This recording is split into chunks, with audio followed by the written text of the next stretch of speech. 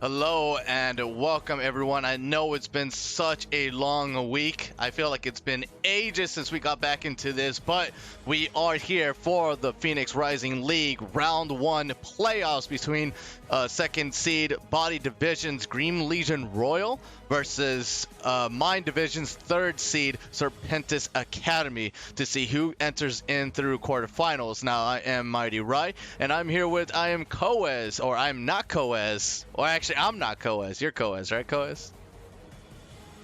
Yeah, something like that. I'm not too sure what we ended up getting. I like base my names. I'm not Coes. That's all we really need to figure out. But things start off with we got the Zoe and the Kaisa band to start things off. And these best of 5 series is always interesting to see what the meta is. Zoe not too high priority champion right now, but it can become that way in like a best of 5, best of 3 because both teams have this priority on it. Maybe you have a mid laner that both teams have mid laners that play it. So keep an eye on that throughout the series, see what these teams like to adapt to. But so far, starting things off, not too crazy here. Ken also going to join those guys on the bench here. So should be a pretty exciting series. Excited. It's going to be a long one, best of 5. So we're here for the long haul. Get some snacks, get some drinks. We're going to be here for a while. Yeah, we are going to be here for a while because, these are going to be some long and tough games. Everyone's going to have some long and tough games, but right now we're still going through the ban intermission here. Everyone gets at least a 25-second timer to pick a ban. Zoe gets banned out. I think that's more a favorable champion for Hell's Gamer right now. I mean, he's played that throughout the entire Phoenix Rising League, or at least a couple of times, because most of them had always been a ban on Zoe. But since we are back at it again, I'm pretty sure Serpentis is going to have to try to adjust to these Zoe's kind of bans and, try to ride on a different carry around the mid lane. The Vladimir Thresh as well. We ban in the Rek'Sai. So the only jungler we banned actually is the Rek'Sai. So they're just going to take away some high pressure junglers there. The Vladimir, a big late game carry, and of course Thresh always that tough support to deal with. If that guy's on, those hooks just land. It just makes it so hard to play against. Really impactful champion here. But first pick, lots of options for them. Lots of stuff on the board here. Looks like they're gonna go ahead and grab that Talia. This is a pretty flex pick.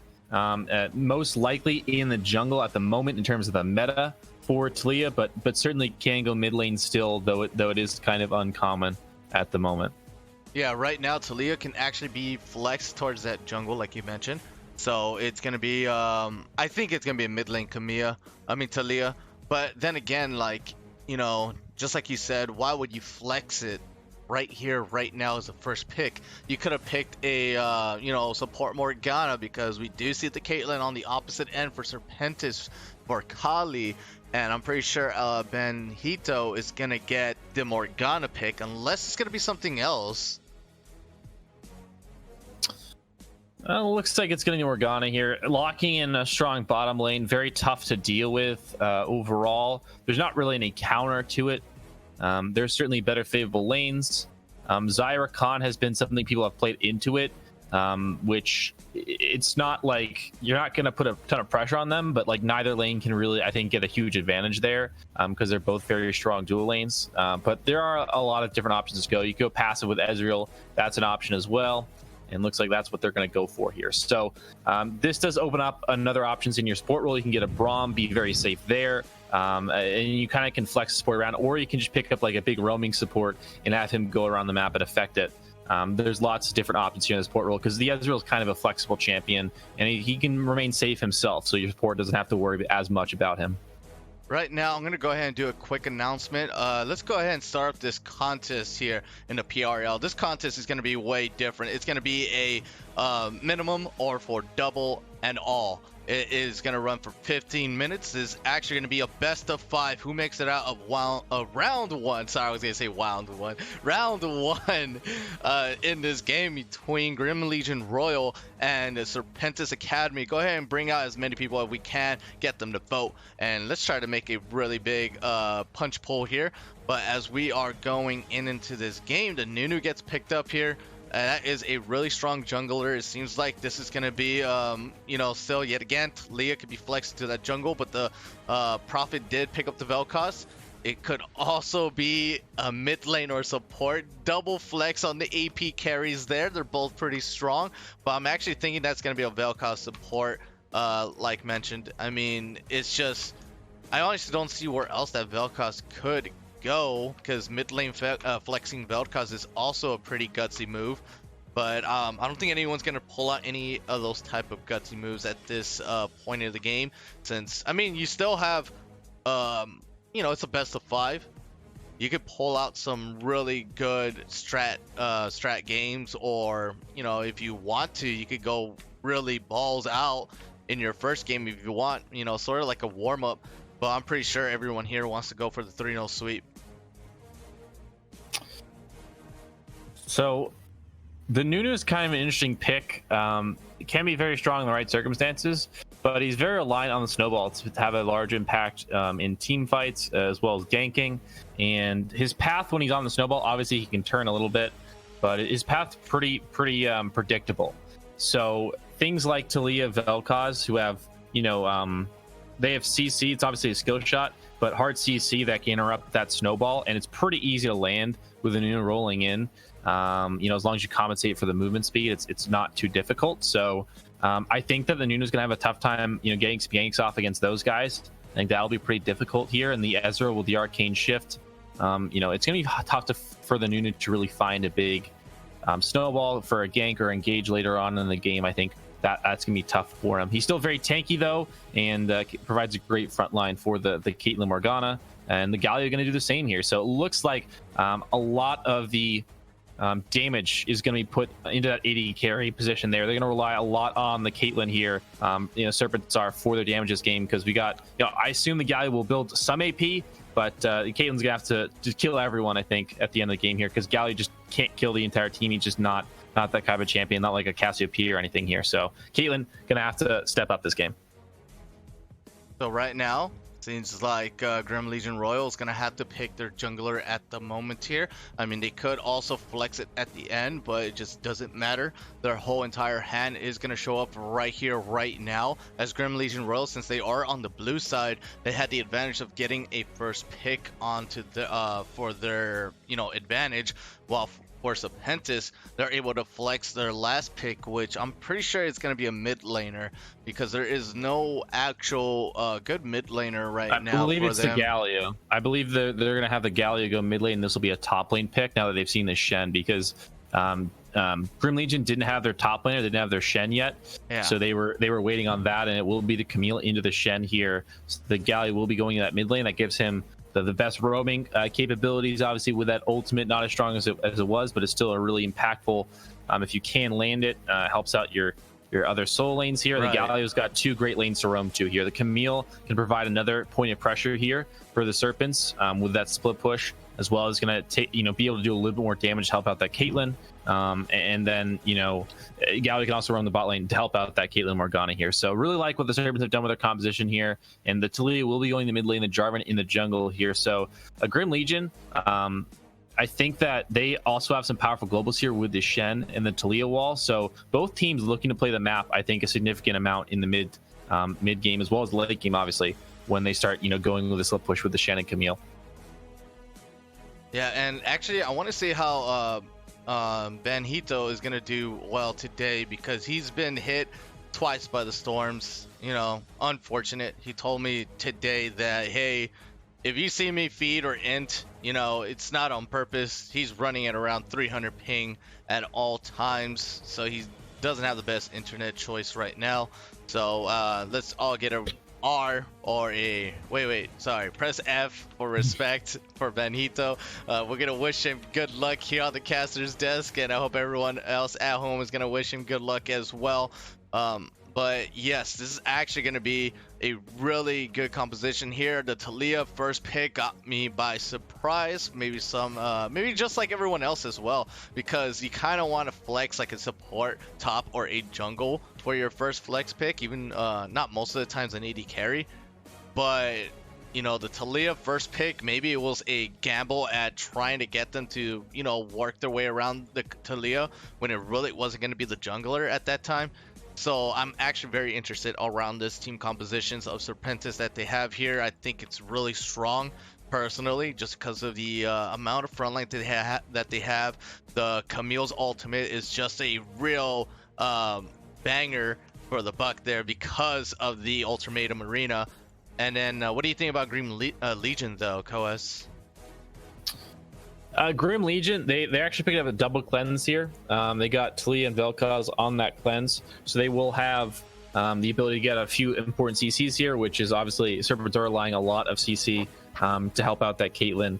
But they have a lot less globals. Actually, I think with a Shen, you'd be up in globals, but because of the triple TP, the Galio, as well as the Nunu being able to move around lanes pretty quickly with the snowball, they're actually not going to have as much map pressure, I don't think, even with the Talia wall at certain points during the game. Because the Shen ulti is so long, that cooldown just takes a long time to come back up. So because of those TPs, like there's going to be windows where Serpentis can actually join significantly more because there's just not as many people from Religion that can travel around the map here without Ezreal taking that TP. But both teams have the opportunity to clap into side lanes here, and Grim Legion, they have a lot of ways to interrupt the Nunu, which I think is really important. You have Jarvan Cataclysm denies the snowball as well as the EQ knockup if you can land that. Talia can interrupt it, Vel'Koz interrupt it, even Shen if he taunts him. So the Nunu's going to have a really tough time. Grim Legion, I think, have drafted pretty well around that pick specifically. To try and deny that engage, which is pretty important because that's all Nunu really is nowadays, is a tank with CC in the front line. All right, so we're actually going to see that all in action very much soon as we are going to head into the Rift. But first, let's hit up. We're going to hit up on an intermission as we will get ready for the Rift. I have no idea what is wrong with me today, Coeus, but let's go ahead, hit up on the intermission. We'll be right back with you shortly.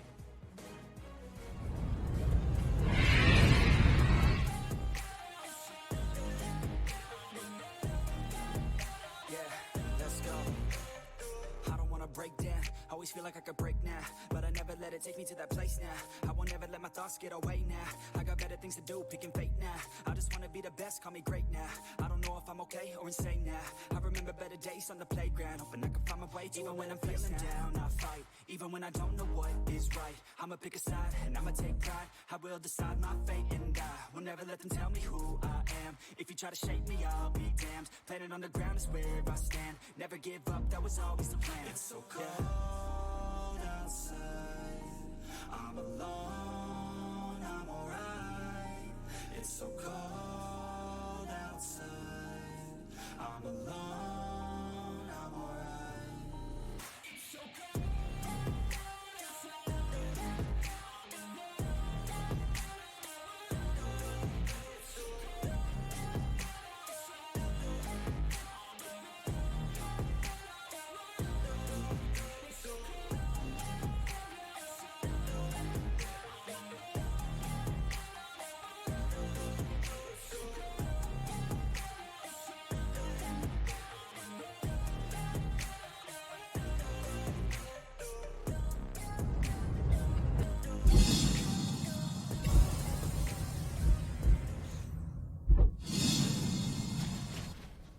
And we are back just as promised here at the Summoner Rift.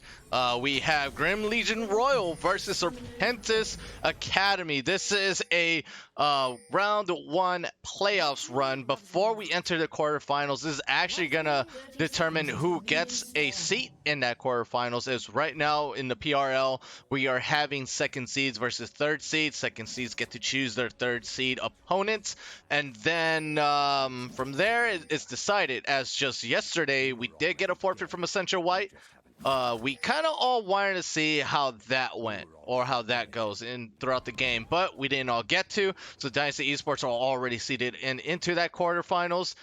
So this is going to be the day 2 of playoffs round 1. So let's go back to what you were mentioning before, Coeus. All that was very interesting. Yeah, so I was talking briefly about globals here. The triple TP coming out is going to be very important to keep your eyes on. Obviously, very long cooldowns, but that ability to move, across the map, move between lanes is going to be huge, especially when they already have a global. So it's going to be important to keep eyes on those cooldowns, especially when they hit level 6 for both these teams here, because they both have globals when they get the ultimate. So that's gonna be, there's probably at some point, 10 minutes in, maybe we'll have a huge play bot lane or in the river somewhere where everyone just collapsing and we'll get a big fight at some point here. But for the first couple of minutes, Galio, Talia just gonna exchange farm here. And same thing, I think, throughout the side lanes as well. I don't think there's going to be too much fighting early on, unless you maybe find a big binding from the Morgana or a gank happens at some point. Off the beginning of the Warlord's Q for the Kleptomancy proc, gave him a sack of gold. He was able to get 80 gold off of the first Q of the game. So he's already a little bit ahead, as you can even see in the gold difference there. It's just gonna look like they're over by 100. They're just over by 80. But regardless though, Kleptomancy Ezreal is gonna be able to get his items fairly quickly here without needing to get any of the kills, but he is gonna get Dark Binding. The traps are set up, the Ignite is gonna be running, and an Overlord is gonna have to just run under the tower, barely survives there, but ran a risky play. Kali could just get a charge for the headshot, potentially get the flash out, and then you know, try to hit him with it, but it seems like he is getting that health back up. Yeah, so one of the interesting things about the top lane matchup is, of course, the Shen, the ability to block auto attacks is so powerful, and knowing when to do that with your auto trades here. But a gank in the mid lane. Yep, Ice Climber not gonna get the gank at all, and Smiling Gamer trying to go in as well. They are gonna burn the flash off the Talia, but Hell's Gamer is also gonna be able to burn his flash as well, trying to get away from that gank, and a great response from Smiling Gamer. Well played here, and now the Ezra, of course, does have to be very careful blowing the heal. Was in exchange for the Ignite, but you know, he didn't take Cleanse. He's got Flash, Arcane Shift, but he's gonna have to dodge that binding, otherwise he's probably gonna die now. Snowball's gonna get blocked by Smiling Gamer, but he is gonna fall for the retreat there, and Prophet's gonna have to use that cleanse very early on, as Hell's Gamer just almost lands, or actually did land the taunt, not able to lock him down. Next time that kind of combo happens to Prophet, we will be saying goodbye to him soon. It may opt to take a back. Talia does have a slightly faster way back to lane because of her passive, which can help early on here. But now down 2 summoners in the mid lane. You know, he's got nothing to stop that gank coming through. So unless he knocks away the Nunu or the Galio, he's in trouble for sure.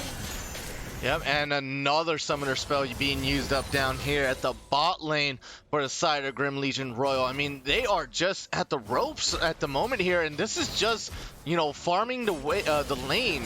It hasn't even gone to any important roaming around, getting objectives, and looking for team fights just yet. Yeah, this has not been a great start so far for Grim Legion here, as more trading the top side. Farode is winning this one so far, but a good use of the shield there. Understanding kit pretty well. 12-inch actually was able to survive that trade pretty easily. But right now, a lot of summoner spells blown. Grim Legion is down quite a few here. Bot lane, mid lane, you know, everywhere except top lane right now, they're down summoner spells. So that's not a great sign for the coming minutes here, because while they haven't died yet, you know, with these summoner spells blown, they might, you know, fall at some point in the future before those cooldowns come back up. Prophet taking up a lot of damage. He could get the seismic shove, and he will be able to get it. There goes the combo from Smiling Gamer, but it's not going to get the knockup. Teleport is coming down here for Ro. That's made it to the bit. He's getting the damage onto Prophet. That's going to be first blood. And Ignite. The headshots are coming in, and Kali's going to pick up another one for Serpentis. Well, it seemed like right on cue that time. You know, it talked about the summoner spells being down. That can mean a death, and certainly did that time. A great TP from Faro comes in with a hook shot, finds the kill, and then bot lane. That's the power of the Caitlyn we're going to do here. Again, summoner spells blown down there. They find the kill here onto the Ezreal this time, and didn't even get to use the flash, it looked like. So, well done here so far. Off to a great start in game 1 for them. Grim Legion have a lot to make up for, but they do have the tools to do it here if they want to make a big play, certainly. So both sides still have a lot, you know, a lot to do, a lot of possibilities, like these global ultimates, these global you know, abilities, like with the TP. They offer a way to get back in the game by, you know, outnumbering and collapsing onto someone in the side lane, or just someone in the river maybe who's you know, a little bit too greedy here. So that can be big for coming back in the game. But Grim Legion, you know, they're not too far down just yet, but things aren't looking great so far. Nope, and remember, this is actually a battle between both divisions. They are different. You know, one's from mind, the other one's from body, and it definitely, you know, the mind division is showing that they're third place seeding has what it takes to compete against the second place seeding for the body division. So this is actually very interesting. This is what we've all been waiting for throughout the entire regular season, to see which division was actually just the hardest to pull off a win here, because right now Serpentis Academy, they're looking nice. I mean, might as well roll out their red carpet for them, because they're just doing so great in this early game. Yeah, neither team has had a chance to play against each other, obviously, but they have had the ability to watch each other on stream. I assume, you know, did a little bit of scouting and a little bit of the trap combo, and there goes the Shen all coming in as the Stand Unite is going to be used up here, but there goes the Galio. He's going to miss the taunt and the knockup as well, and let's see, they could be able to get the kill onto Cali, but Cali's going to pick one off. That's going to be a 1-for-1 trade. Here it comes, Prophet from the back. No body blocked for the ace in the hole, and Cali's going to go down. A 2-for-2, still even, locked in, and can get back into the game. I just saw Snowball off the screen. Doesn't seem like the greatest snowball is going to happen at all. Prophet's looking for a way out. The blast cone is available, but he's actually going to rethink his situation here, as this is going to be a chase. It's Smiling Gamer getting on the backside. A great cataclysm lands onto both Serpentis Academy members, as Health Gamer will fall and Ice Gamer will follow. And this was a great play by Grim Legion here. They understand the timing on Froze TP. They know we can't use it because he used it earlier on in mid lane. They say, all right, we're going to make a play bot lane here with the Shen ulti. It starts off kind of rough because they actually make the call because the Ezreal gets chunked out. But then he flashes in, commits to the play, and while he doesn't get a ton off it, his team certainly does here.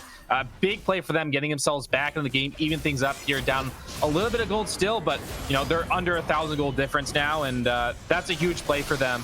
Obviously, they gave over a couple kills to Caitlyn, which isn't great, but still really positive overall for them. And the Shen now winning in top lane. Oh, Pharrell forced the flash out. He was just gonna get a little bit greedy there and wait for the hook shot. Why not? It's a free escape. But then, you know, that red buff, it was just ticking down, getting the slows there and just giving out even more damage periodically. So he had to force that flash out, and that's actually really huge for 12-inch PvP-ness on the top side with the Shen. But it seems like Serpentis Academy are gonna start up here on the Dragon Pit. Smiling Gamer's just on the side, he's gonna take a peek, and we'll be able to see what's in there. He goes in for the flash, not gonna be able to get the steal, and Smiling Gamer by himself will go out. Prophet looking to get chased down, but he's going to be able to get a good seismic shot, and a great ultimate coming in from the backside for Locked In, as he will be able to pick up a kill. A 1-for-1 trade, a fell smite on stealing the dragon, ace in the hole. Kelly will be able to get the next kill after that. 1-for-1, 2-for-2, 12-inch. I'm pretty sure he's gonna actually beat out that ultimatum on the top side, and it still ends up being even from both sides of the team. At 12-inch is actually down an item there, but because he was down a longsword, but because he had the red buff that he got from that global play, able to win that 1v1 there. But you know, Callie with a great play, using the Piltover Peacemaker into that ultimate to secure the kill. Very well done. And that dragon was secured because of the champion they picked. They picked a Nunu, and he's actually down a level in experience here. Smite does less damage, so you'd think that it'd be easier for Smiling Gamer to get the steal, but because he's on the Nunu, and hold on, he might get a gank topside. No, it is going to be a gank, and there goes Absolute Zero. By that, you know, it kills, and there's no one left behind. Just no traces. Is it Absolute Zero? Oh, it is. Wow. Yes. Okay. I'm just guessing at that. Yeah, Absolute Zero. It's you know, gets a little chilly in there. Even Shen, you know, ends up going down to the cold. Ninjas, that's their biggest weakness. For anyone that wants to know. But basically, they were able to secure that dragon because the Nunu, the ability, you know, he can't solo objectives as effectively as he could with his old version, but the ability to chomp down that dragon, get the true damage, and comboing that with your smite, you know, you can just burst it so quickly, and it makes it basically impossible to win a smite battle against you. You know, if you are that opposing jungler, it's really tough to do. Any jungler who's played against Nunu will be able to tell you that. Maybe you've heard in solo queue from your jungle teammates complaining. Yeah, and ninjas do not wear skates. Let's just get that straight, okay? It doesn't matter. Roller skates, ice skates, they don't wear skates, all right? They wear some kind of slippers. What are they? I mean, they're really soft and silent, you know. They don't want to be hurt, that's for sure. So definitely gonna slip on the ice there from Ice Climber. Great ultimate. Then again, it's not so great. It's a huge ultimate. It's the size of a baseball field. You know, how do you escape from that? Especially when it gives you the slow, and the more it charges, the more it feeds off the power. But regardless though, this is looking still pretty damn good from both teams. Looking very even. Just the Dragon still in favor. Overlord, actually, he used up his, you know, arcane shift, so I don't think he's going to be able to get out of here. Ice Climber's going to try to secure the second kill, and that's going to be the Stand Unite from PvPnet. I think he's going to go down here. A great stopwatch coming in from Benito, but he's still going to go down. Ice Climber barely survives there. We'll be able to use the Consume to get out. Great flash there from Locken to try to avoid any other substantial damage, but he just walks up again, and Pharrell's gonna just prioritize with the hook shot. And now Ice Climber and Kali, they're looking to just get the right full engage, no. And that's Pharrell stopping the Weaver's wall, and Profits only escape to get away, and Kali is gonna come out with a double kill and on a rampage, and that's gonna be a 7-1 Caitlyn. Yeah, you know, just before this play happened, I was going to talk about how the Caitlyn has all the gold versus the Shen having all the gold, and that's definitely really bad because the Caitlyn's just going to do more damage. She does more with gold than the Shen does here. You want to have it on your carries, but after that, doesn't even matter because the Caitlyn's even ahead of him right now. She's so big. Already the Infinity Edge Berserker Greaves, and she has 1,500 gold, 1,600 gold in inventory right now. So she is going to hit like a truck when she comes back. I mean, she already does, but even more so then. So she's going to be very scary. It's going to be tough to deal with her here. And there's not a lot of threat to her in the back line. You know, she has so much range with the Vel'Koz isn't that scary, you know, and with good positioning and, you know, that black shield, she's not going to get hit by much. So it's very scary right now for Grim Legion to go up against this very strong Caitlyn. But again, they have the potential to collapse on people with their multiple globals here and maybe find the Camille in the side lane, take objectives by outnumbering there. But yeah, it's going to be a tough task for them, certainly with this very big Caitlyn right now. Yeah, so that's actually not so satisfying, especially when you see this Caitlyn with that IE, with the Zeal, with the Berserker Graves, and also she already has the shard. I can't say the first word, don't bother me for it, okay? I'll learn it someday. But she's gonna get a rapid fire cannon. Why wouldn't you, right? A stack shift's good and all, yeah. But rapid fire, you know, you're going to max out your damage. You're going to max out that IE crit damage as well. Maybe even max out your next headshot at the same time.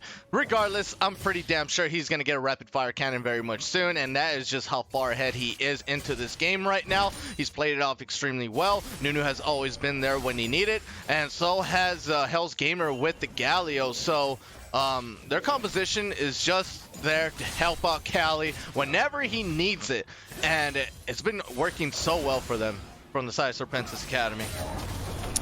Yeah, I don't know what Benito, I don't know what his ping is right now, but he's certainly playing very well. I could not play with 300 ping for sure. Like, just the ability to go through a hurricane and then come back out of it and play a game like this, he's doing very well as well. Underrated, obviously. You know, sports always are, but he's done a great job protecting Kali. And sure, he's died twice, but he's you know, basically created several of the kills Kali's gotten just from good play on the bindings and kept him safe there with the black shield. So he's done a good job as well in that bot lane. Always got to remember this, but now we're on the Dragon here. It's going to be an Ocean, a second one of the game. Yep, second Ocean of the game. That's going to be a Dark Binding. This time the steal is going to be on Smiling Gamers, you know, win here. But yeah, no fight. I respect that. You know, I don't think you want to fight, especially with the Shen just a little bit of trouble here. I'm pretty sure Pharrell's just hogging or holding that hook shot, ready to just stun lock the Shen and just pretty much disrupt the ultimate. But here comes the rest of the team here from Grim Legion Royal as they are heading down to the bot side. The the plating is gone. There's no protection from the Mega Scuttle's headbutt there, and 12-inch PvP is gonna have to be very careful here. But this is actually the time to push if I was Grim Legion Royal. Just noticing that Ice Climber is on the top side right now, they could get as much damage as they can with as Mega Scuttle is just gonna be able to get the final smash onto the tower. Wasn't able to get the bread just yet. I'm gonna have to just waddle away for now from Grim Legion Royal as they're gonna have to try to clear up the mid side, but seems like we might get a fight here very much soon. Yeah, that's gonna be the Stand United being used up. I'm not sure they're gonna try to get the re-engage as those soft markings on the ground from, you know, Talia just Doesn't let her output her max damage just yet. But defending the mid tower is definitely a priority here. It's already pretty low, so this Caitlyn, she doesn't have rapid fire yet, but she still got a lot of range and some decent wave clear at this stage in the game. So if they just put the Caitlyn mid lane, they can maybe just siege it down over the next couple of minutes here for the Serpents, or they could just shift her up to the top side, continue to get her farm and knock down that turret maybe. But right now, I think that keeping her mid lane is good because there's not a ton of range wave clear. Like literally, she's the only one. You know, besides Morgana, I guess, but she's a support, so she's the only one who can really wave clear this mid lane pretty effectively here. The Galleon needs to walk up to auto it to get his max wave clear here, so I think they might just stick her there and allow Faro to sit in the bot lane here on this big long lane here, which allow to get some bandages. Because while the Shen does have a lot of gold, once the Camille gets Triforce and maybe a little bit, you know, more items than that, she's just gonna win this side lane super hard. Yeah. Camille's going to be able to just rip down tanks easily.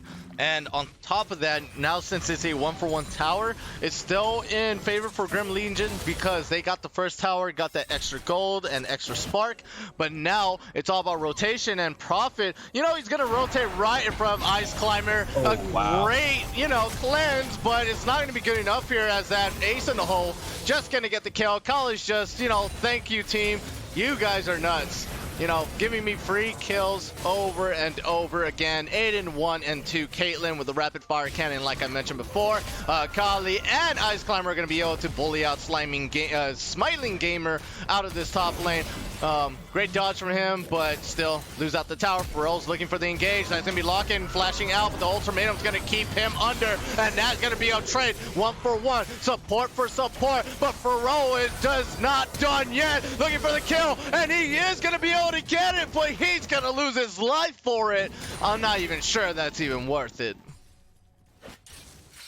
And that was really nicely played there by Faro. Again, died in the end, but still the mechanics were good there. And now mid lane turret gonna be dropped here because he did actually kill so many people that there's really no one here to defend this one. So Kali can just walk up, auto this thing down with the help of Ice Climber, and that's all the outers. And this is really nice here for Serpents. It gives them pretty much full map control here, as all their turrets except for that bot lane outer are still standing here. They're in a really nice spot here. 8 kill Caitlyn, 4 kill Camille on Triforce, and putting together that second item as well. So things are looking really good here. On the opposite side, good news is the Ezreal Spike has come in. He's got the Transformed here and the Iceborne Gauntlet here. So the Overlord is actually going to put out a lot of damage, you know, because that item time. But now 12 inches caught. Yeah, 12 inches caught. This is fight or flight mode, and I think it's going to be flight mode here. I'm pretty sure he can get away, but they could get the re-engage if they want to, and that's just the power of the Shen. He is super tanky, just absorbed all that damage. I'm pretty sure Smiling Gamer just senses a death brush here. Once again, Venus is going to get hit. That's a good knockup as well, and that is Ice Climber just, you know, not in his profession right now. True Shot Barrage goes out, not going to get the kill just yet. Disintegration Ray is available, but I'm pretty sure Grim Legion Royal has the opportunity to push up this mid.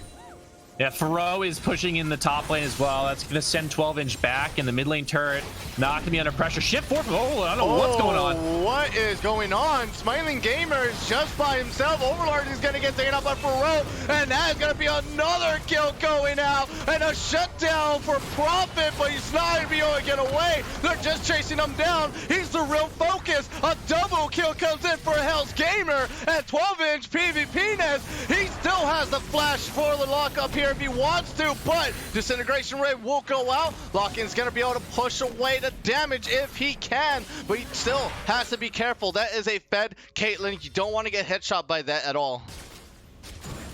Yeah, that fight was a little interesting. The Overlord actually shifted in, and then the Smiling Gamer went in the Cataclysm, but the rest of the team wasn't really ready to follow up, it looked like, and it started off kind of awkward here. In the end, they shut down the Faro's DP, took him down.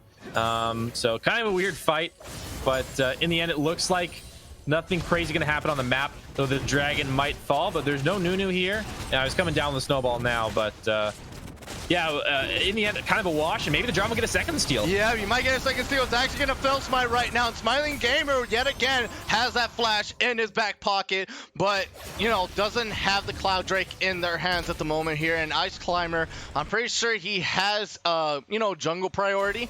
So he should be able to just take up as many jungle creeps as possible. Just starting out Smiling Gamer, 99 from Grim Legion Royal, as much, you know, caps as possible. And yeah, the Baron is up and available. Prophet's on the side. I'm pretty sure he just got a really great vision off of that ward there. Everyone is on their way. PvP Nets doesn't have to go there, and he could go for the teleport very much soon here, but it doesn't look like he will be able to. The Stand United is available, but he is just, or it's not available actually, so they couldn't do anything there. He had TP.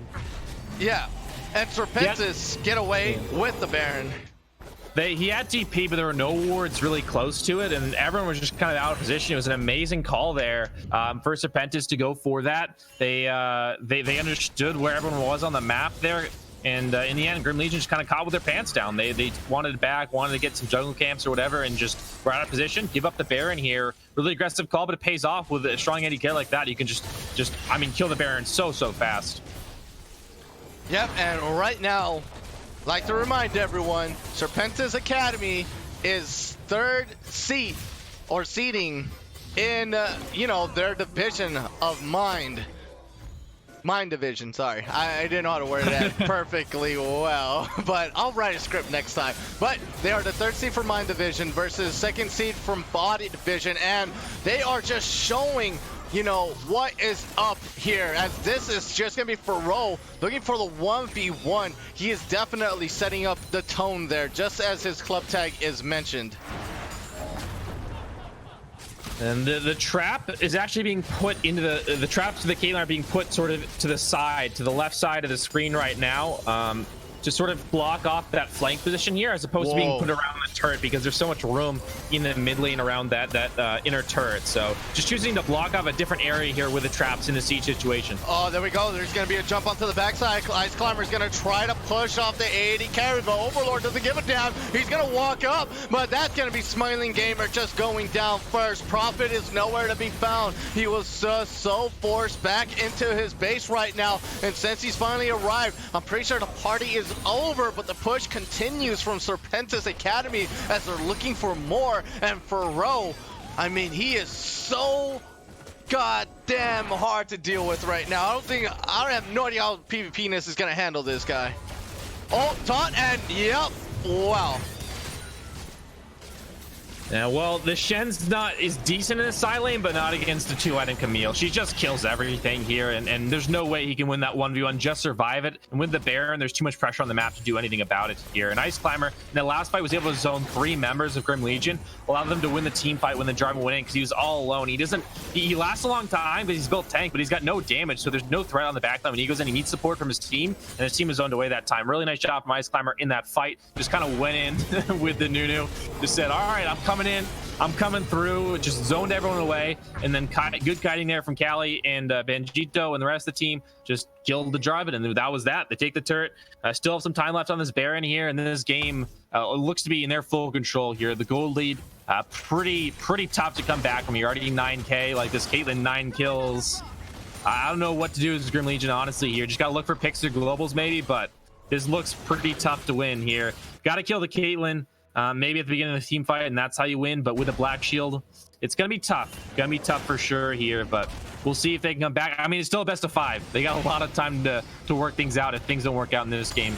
But good effort so far. We'll see if they can maybe come back. But Serpentis, great game 1 so far from them. They look very strong.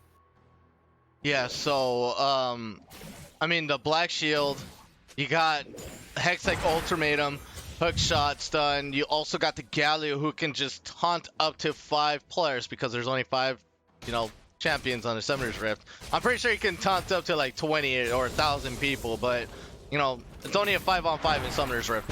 But he can taunt the entire team. That's his potential. And the Caitlyn, you know, has the 9 caliber net, has traps, has, you know, she has a little bit of decent escapes. Not that mobile still, but it's just going to be good enough, especially with the front line that they are running in at the moment here. And Cali, he's just in the front, taking up all that damn, or taking down or chunking these towers pretty damn easily. But you know, Grim Legion Royal, they're just not out of the game yet. All they got to do is find the pick somewhere, and that pick, they're going to have to make it worthwhile. Now they might find Faro, though they will not. There's the Talia wall, though. Yep. And they found it. They found it, but will they be able to take him down? And he is just going in from the backside to escape, and that's going to be still a whole team fight coming in. A lockdown on top of Overlord. He will go down, and Hell's Gamer picks up a double as Kali will pick up the third. As this is going to be Grim Legion Royal. Just all of a sudden, 4 members down and into the gray screen, and Prof is going to try to pick up the kill here. He will be able to fill up his wallet from that shutdown kill on Cali, but he is going to go ahead and visit the graveyard with the rest of his team. Into the Shadow Realm you go, Prophet. Yeah, a few Yu-Gi-Oh references, I think, but we're gonna probably have, I don't know if an end to this game here, but it should be at least an inhibitor and maybe a Nexus turret if they decide to stick around here. But they may just make the call to go topside, get that inhibitor turret as well here. So the game won't end at the moment, but a big advantage gain for them. A big shutdown for Grim Legion, but a big opening for Serpentis. They break open the mid lane inhibitor, and with the siege power of the Caitlyn, it feels pretty tough to be able to withstand the next siege cycle from them, because the Caitlyn will be pressuring one lane, the Camille the other, and the super minions the mid lane there. So and with limited wave clear, I don't think there's anything they can really do about it here. So as long as it's played well by Serpentis, should be an end on the next push here, especially if they're able to grab that Baron. So that may be a big objective here. If we get another deal on a Smiling Gamer, maybe that's the way back in here for Grim Legion, as he's already done it once this game against Anunu. Maybe if he can recreate that magic Grim Legion comeback. Yep, might be able to create it. This time the Baron is up, and it seems like Grim Legion Royal are a little bit more prepared than before. They are throwing out the pings, but they just need to get a sneak peek at this Baron being taken right now. True Shot Barrage is just not on time, but I don't know how you're going to beat out a Consume Nunu with a Smite. Yeah, it's very tough. Again, he did it once earlier on, but it's hard to do. It's kind of more RNG than anything else, you know, because there are a few frames where if the input isn't perfect, you can sort of get in between that Smite and the Consume, but it's very, very tough. So can't really expect Smiling Gamer to do it. And now the siege going to begin here with the Caitlyn, and that's pretty hard to stop here. And the Galio ult, as well as the TPs they have, sort of stop any collapse from happening, which you saw last fight, or you know. So this is going to be tough to stop here with these Baron minions, but to try and get out ahead of it, walking up the lane to clear these minions, and maybe stop that push before it can start, alleviate some of the pressure here. But Ice Slimer coming in to take care of that mid wave. Yep, 12-inch, once again, going to get bullied out here by Faro, and it seems like this is going to be the last and final push for Serpentis. Banhito, he misses a face damage or lockdown there. Ice Climber's going to get caught up here, but look at how much resistance he can, you know, take, and the damage there as well. And so Smiling Gamer will go down. A great Dark Binding over the wall from Banhito. Not going to be able to follow it up, but doesn't matter. It just allows the Caitlyn or Kali to just push up that top. And now the inhibitor is open and ready to be taken, but I don't think that's necessary at all. You can start focusing down onto these Nexus towers as Faro is going to lock down Overlord. Overlord is just going to disappear, and this is actually just going to be the final case of a fight here. That's going to be Prophet going down. Faro picks up an unofficial double kill, and PvPness is going to have to sit under the fountain along with Lockton, as this is game number 1 going into Serpentis Academy. Dominating performance for them as well. It took 30 minutes, but they certainly dominated that mid-game portion here, and the extra time that it took them in the game was just kind of them being patient, not over-forcing. Well done by them here in game 1. Obviously, Grim Legion have to come away with something to stop And I think that you just ban away the Morgana here for game number 2 to try and get rid of that bot lane duo, because that was big for them. But you also have to worry about that top side. Fro put in a great split pushing effort here, and that was, with the siege and split push, they were just too tough to handle here for Grim Legion. So well done by Serpentis, well earned here, and they're off to a great start in the series. Grim Legion, a few good moments there. Smiling Gamer with a steal. 12-inch had a couple of kills, but in the end, he just kind of continued to fall behind with the rest of his team. Yeah, and if this isn't like eye-opening for Grim Legion Royal, then I do not know what is, because they just got them handed to them. I mean, they didn't give up, right? They didn't give up. That's the greatest thing you could do. Don't surrender. Never give up. I said that really wrong on the opposite end. But, it's just Grim Legion, they gotta do a better draft. I think it all ended up at the draft at the end there, or from the beginning to end, actually. Yeah, I mean, the draft I don't think was bad in theory, but I think if you look across the way, you see what the champions have been picked. For the other team, it becomes not as effective as you would like, in terms of matchups. So I think that they had a few good ideas here, but I think they do have to restructure a few things, put a few more bans in towards that bot side of the map, and maybe get a better matchup for 12-inch, or, because things actually went okay for him in the early game, but the late game really did not. You can't really expect that with the Shen versus matchup.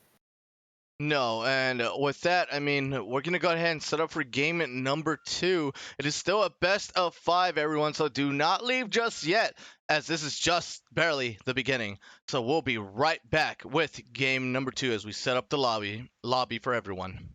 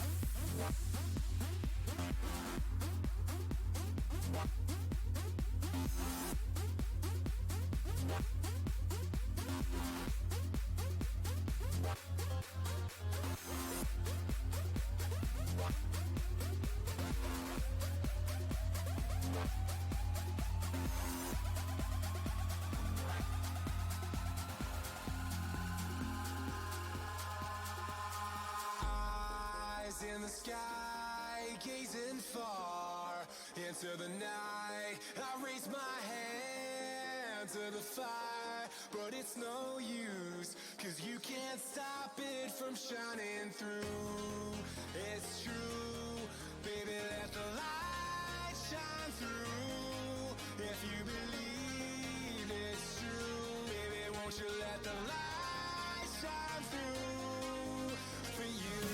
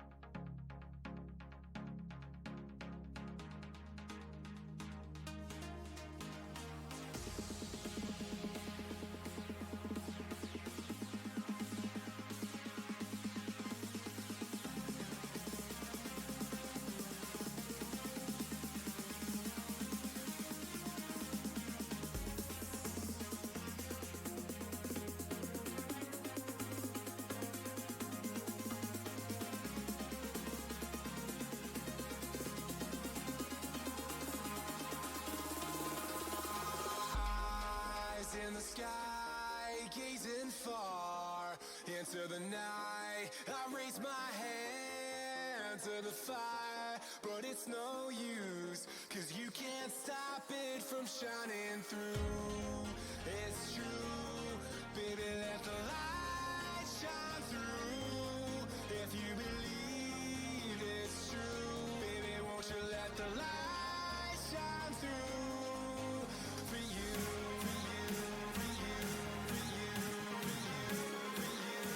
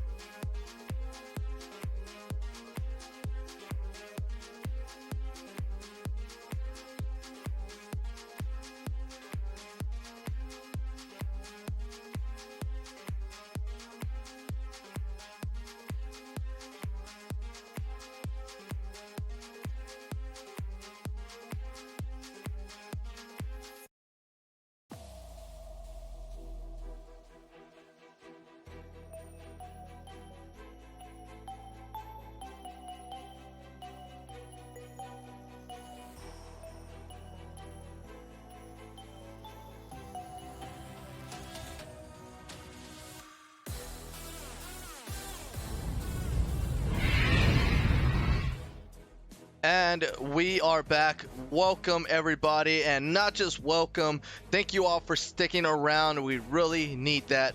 Love you all so much. Hopefully we can bring in more and have everyone else sticking around. If you missed the vote, maybe I'll put it back up. Let me see if I can I 75%? How many? Only 4 entries. I'll probably leave it like that. I mean, but anyways, Coeus, how you feel from game number 1?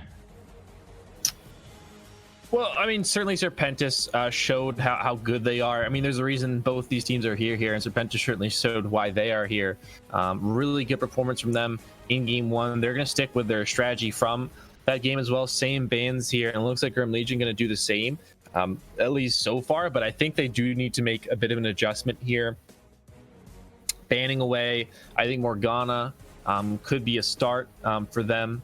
But Banito, yeah, I mean, they're banning away the Thresh already. Like, if you draw 2 bans as a support player, that's really big for the rest of your team as well. And they're going to ban away the Yuumi. So, yeah, they're definitely putting a lot of focus on that support position here. So hopefully it doesn't lag in game number 2.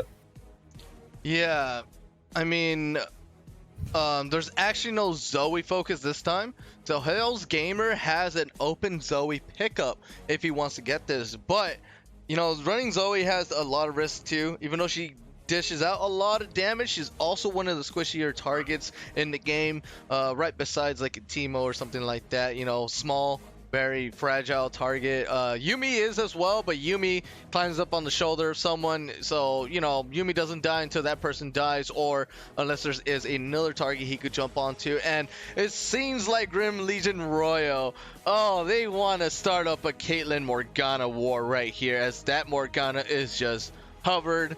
It's sitting there for quite a while. I'm pretty sure it's gonna be picked up. Yeah, this is sort of something I was talking about in game number 1, is that some people choose to play Zyra Khan into Caitlyn Morgana.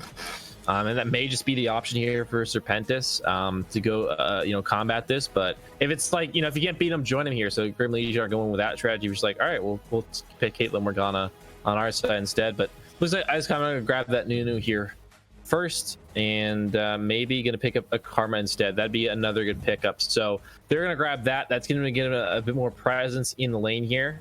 A totally different tact as opposed to game number 1. I think the Karma is going to offer a lot more lane presence here with the Xayah, but there's not going to be that big burst combo here. That's going to be on the other side with the Caitlyn Morgana here. So Serpentis aren't going to have as much lane priority as they did in game number 1 here. So we're going to actually see if they can play the other side of the coin of like them being sort of under pressure from the other side, because Grim Legion have picked up that Caitlyn Morgana. So that's sort of what happens in the best of 5 is both, you have to play both sides of a matchup or just play, completely different team comps here. So we're gonna have to see the sort of flexibility of Serpentis and see if they can play multiple different styles here.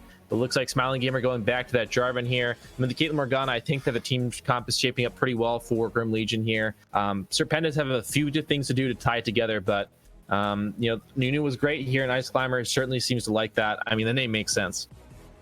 Yeah, it does. I mean, it just reminds me of Super Smash Brothers, to be honest. I mean, they were really OP combo. There was like a glitch or infinite combo mode, kind of like the Nunu. I mean, it's not a glitch, it's in his kit, but he can develop those snowballs infinite amount of times. So it kind of adds up to the name, to be honest. There, foreshadowing of what he's going to be doing most of the games, developing up those snowballs, getting to the lane, or even that, just I mean, it's not so easy to maneuver the snowball because you got to always come in a certain way, which can easily be warded. But I think that's what we just didn't see too much in the last game, that many wards at all to try to, fend off or capture where Nunu is going to be coming in from. So we might see a bit more warding, we might not. I think we're just going to see more of precaution measures here. I mean, Nunu definitely played a great part last game, besides Kali on the Caitlyn and Benito on the Morgana. But Nunu is just providing such a great threat here, just getting into that lane as quickly as possible. I mean, even once he gets to level 2, he can ignore everything about jungling and just start getting ganks out. Certainly, the Nunu is a very good ganker here. He's got the Karma speed up as well, so that'll be kind of fun to see later on, especially that empowered speed up. We'll see if the Nunu, how fast he's going to start going here, but looks like 12-inch wants to go back to that Shen. I think that's pretty good, especially if you can throw the Stand United onto the Jarvan and go in with him. I think that can be a very powerful engage combo here for Grim Legion. So they've got the power of some cool engage duo, as well as the power of the siege here with a Caitlyn. So I think their composition is going to be good here. It's going to come down to execution for them because the last game number 1's draft was a little wonky, so it was like kind of hard to play it. But this time it's a bit more straightforward. I think for Grim Legion, it's not as reliant on item timings like Ezreal was. It's a bit more straightforward here in the way that they've sort of built this one up here. But Mordekaiser gonna be grabbed in response to the Shen here as an AP threat, so the Shen can't just stack armor up against this Xayah. Yeah, and sort of related to the Camille, to be honest. I mean, Camille is Hextech Ultimatum, and then Mordekaiser is like what, a kind of like that, right? A Death Realm, Yeah, it gets you a one-on-one. It's kind of in some ways a better version of Hextech Ultimatum, quite honestly, because it does get you into that 1v1. Obviously, there are situations where you don't want that because you want to catch someone, have the help of your team. But the ability to do it in a team fight is so much more powerful than Camille. You pull away the big carry here, and as I say that, the Azir is locked in, so he's got 2 targets here to worry about. The Pharaoh does. Now he can ult away the Azir or the Caitlyn, and that'll be very impactful in the team fight. So the ultimate's going to come, I think, huge in this game. Just bringing in someone in that Death Realm, you usually can win the 1v1 as well because you get some extra stats. So as well as they locked in the Zyra Khan. So I was talking about the Zyra Khan, they ended up getting Karma. I was like, oh, I guess I'm wrong, then they're not going to pick it. And then they picked the Zyra Khan anyway. So throwing a little bit of a curveball at us here, but Serpentis will be getting that bot lane duo here, so that will give a little bit of pressure here if the Morgana is a little bit lax with the spell shield. So we'll keep an eyes on that as well. But now the Karma up against the Azir is going to give a pretty free lane for Profit to farm up. And this late game from Grim Legion is going to be super, super scary. Yeah, I mean, it's just, man, I don't know. Grim Legion, they're still keeping with the Shen combo with the J4. That's been pretty big. I think J4, like the next best thing would be like J4 Galio or something like that. But Shen, he's still out there. I'm not sure if PvP-ness is actually just forced into the Shen. You know, some top laners are just slave to their team. They don't get to have a choice. You're playing Shen, damn it. You're not changing. But it all depends. I mean, if they win, I would love to get an interview with the whole team and ask how they do their drafts right now, because it's just pretty much cut and paper or copy and paste.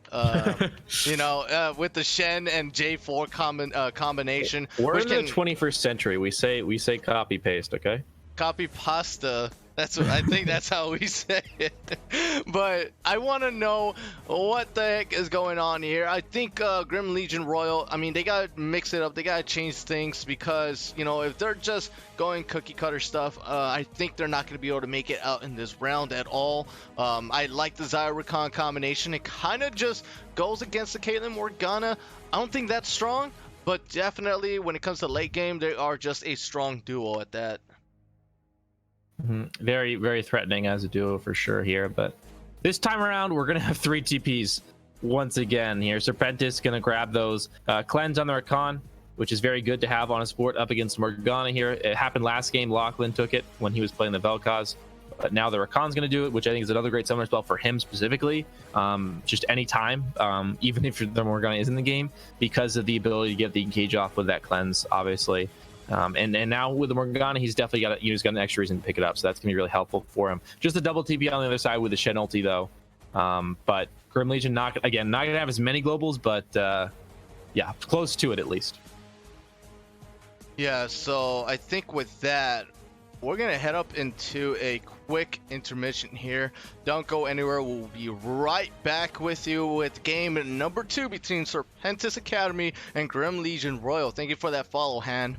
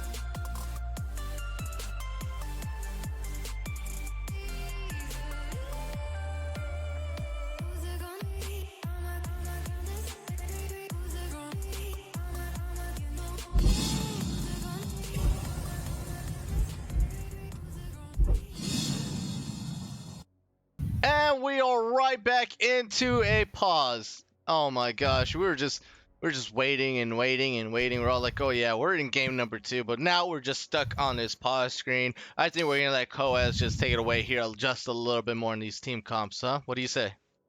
Yeah, so update, basically Discord's broken, so they're going to sort through that. But compositions, we're going to get to talk about them here.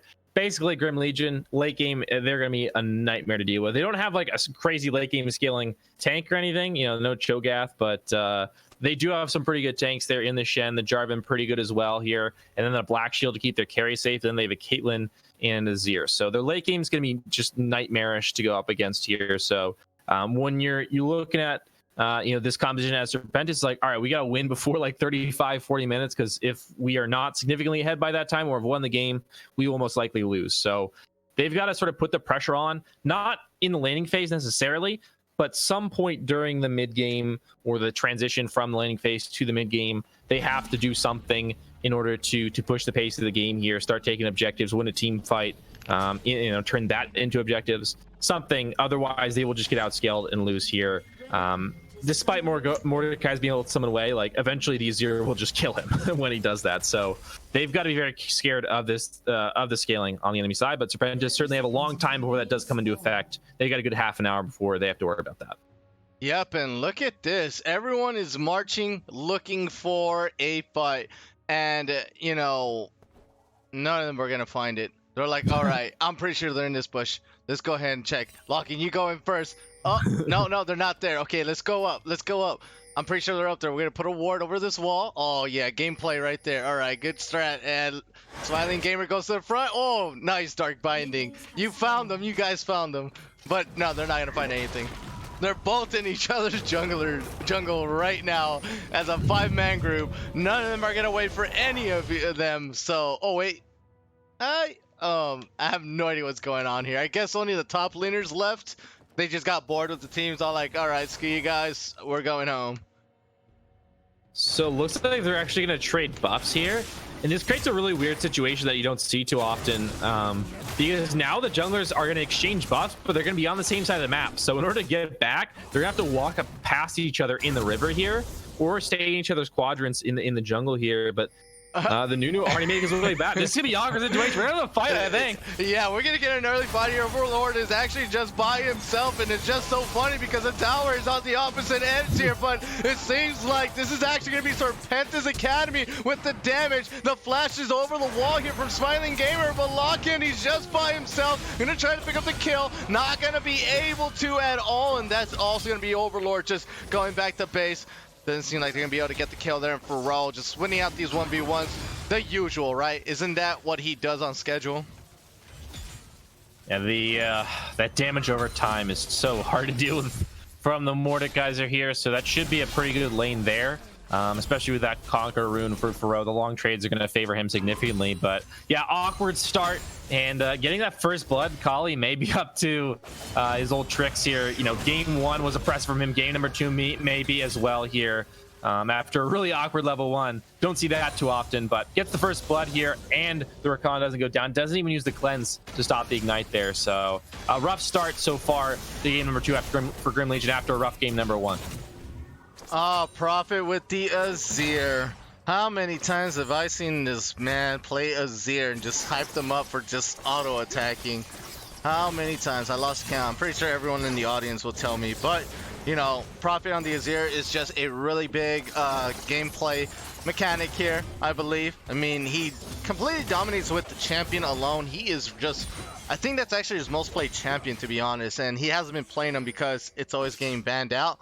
So I'm pretty sure it worked out now since, took about a couple of years to just stop playing him to get it finally as a Azir pick.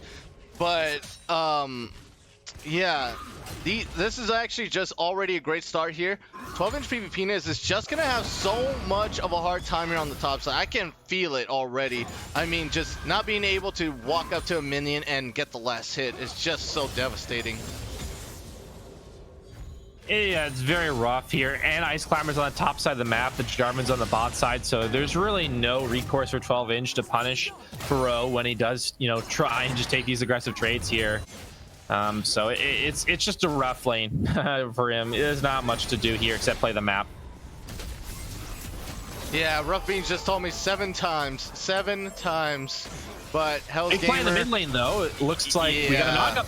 Knock up, a lot of damage on Ice Climber. I don't think there's going to be any kills because the flashes are available, and there goes Prophet just auto-attacking away, sending out Sand Soldiers to do all the work for you. All he needs is a little bit of AP, mostly attack speed, but you need a balance between it in order to do that much damage. But right now, everything is being pushed up against and in favor for Serpentis right now, as they do have the Nunu as a really great backup, and their warding is just it's not there, but it's very defensive. The really interesting rune choice here from Prophet. He goes for the Hail of Blades. Usually you see Lethal Tempo, sometimes Comet for more lane pressure, sometimes Airy for the same reason. But Hail of Blades you don't see too often here. But here comes a gank from the Rakan, level 3. they're clearly focusing Prophet. They know what's up. Grim Legion's trying to win through him, and they're trying to shut him down. Haven't been able to do so yet, but are putting a lot of pressure on him and make sure Hell's Gamer isn't falling behind in this lane now that he's down a flash. Yeah, he does have to be very careful. Kali, oh wow, okay. Barely dodges the Dark Binding. And Smiling Gamer is gonna actually just meet up with Ice Climber. Ice Climber is gonna get taunted up and knocked over. And Prophet, he used up that teleport. He was being a bit cheeky there. He wanted a free kill. You know, he said, hey guys, I'm here. Can I get one auto attack in? All right, never mind. But there goes the Shadow Realm. It's gonna be used up. PvPness is actually just gonna go down there. That's the way it goes. And a very nice solo kill on the top side. 12-inch still has TP. He'll be okay, but he's already down 41 to 24 in CS. Like, that's a rough start here for him. Then his kill. So he's got to find something on the map. He did last game, found 3 kills with his ultimates and TPs and things around the map. So maybe he can have the same thing happen in this game and just make global plays to try and secure a way back into the game for him to get some gold there. But Spectre's Cowl not gonna really do it. It's only like 25 MMR. It's basically what you get for the No Magic Mantle. It's not a great item, honestly, and it's just tough to deal with the Mordekaiser. So 12-inch experiencing the roughness of that matchup. But right now, bot side, where the junglers are looking for that Scuttle Crab, and we may get a fight here, but looks like the Nunu gonna back off. Oh, good damage on top of Overlord. Kali still dominating, even though the Caitlyn was taken away from him. But he did lock in the Xayah, just to be fair. So nothing was taken away from him anyways. But yeah, 12-inch, he can't afford to fall behind. Otherwise, his ultimate is just utterly and completely, you know, irrelevant. Not that I mean, it's still useful. But if he can't survive long enough, I mean, he's just irrelevant throughout the entire game as well. He's going to be developing up a lot of magic resist items. It's going to be very good against Pharaoh, Ice Climber, and Hell's Gamer. But Kali's going to be able to shred him up pretty nicely later on in the game. It creates a really tough itemization for him here, but Pharaoh's trying to kill him. Still, yeah, but 12-inch, he's got to build AP to deal with, or build MR rather, to deal with the AP on the enemy side, enemy team side, right? It's tough. It's tough for him to survive the Mordekaiser, so he's got to build that. But then he comes in the grouping phase of the game, and Kali just starts shredding him with auto attacks. So creates a really tough itemization for the tanks, and he's very clearly going to have to get 2 or 3 items so that he can actually survive a team fight here. And he's off to a rough start so far. Not a lot of gold income at the moment. So yeah, hopes to make a map play. The first ulti is going to be big for Shen. First global play, the first ulti TP. If that doesn't go well, then he's going to lose a lot in lane, and he's going to get nothing back for it. So first ulti going to be huge for him.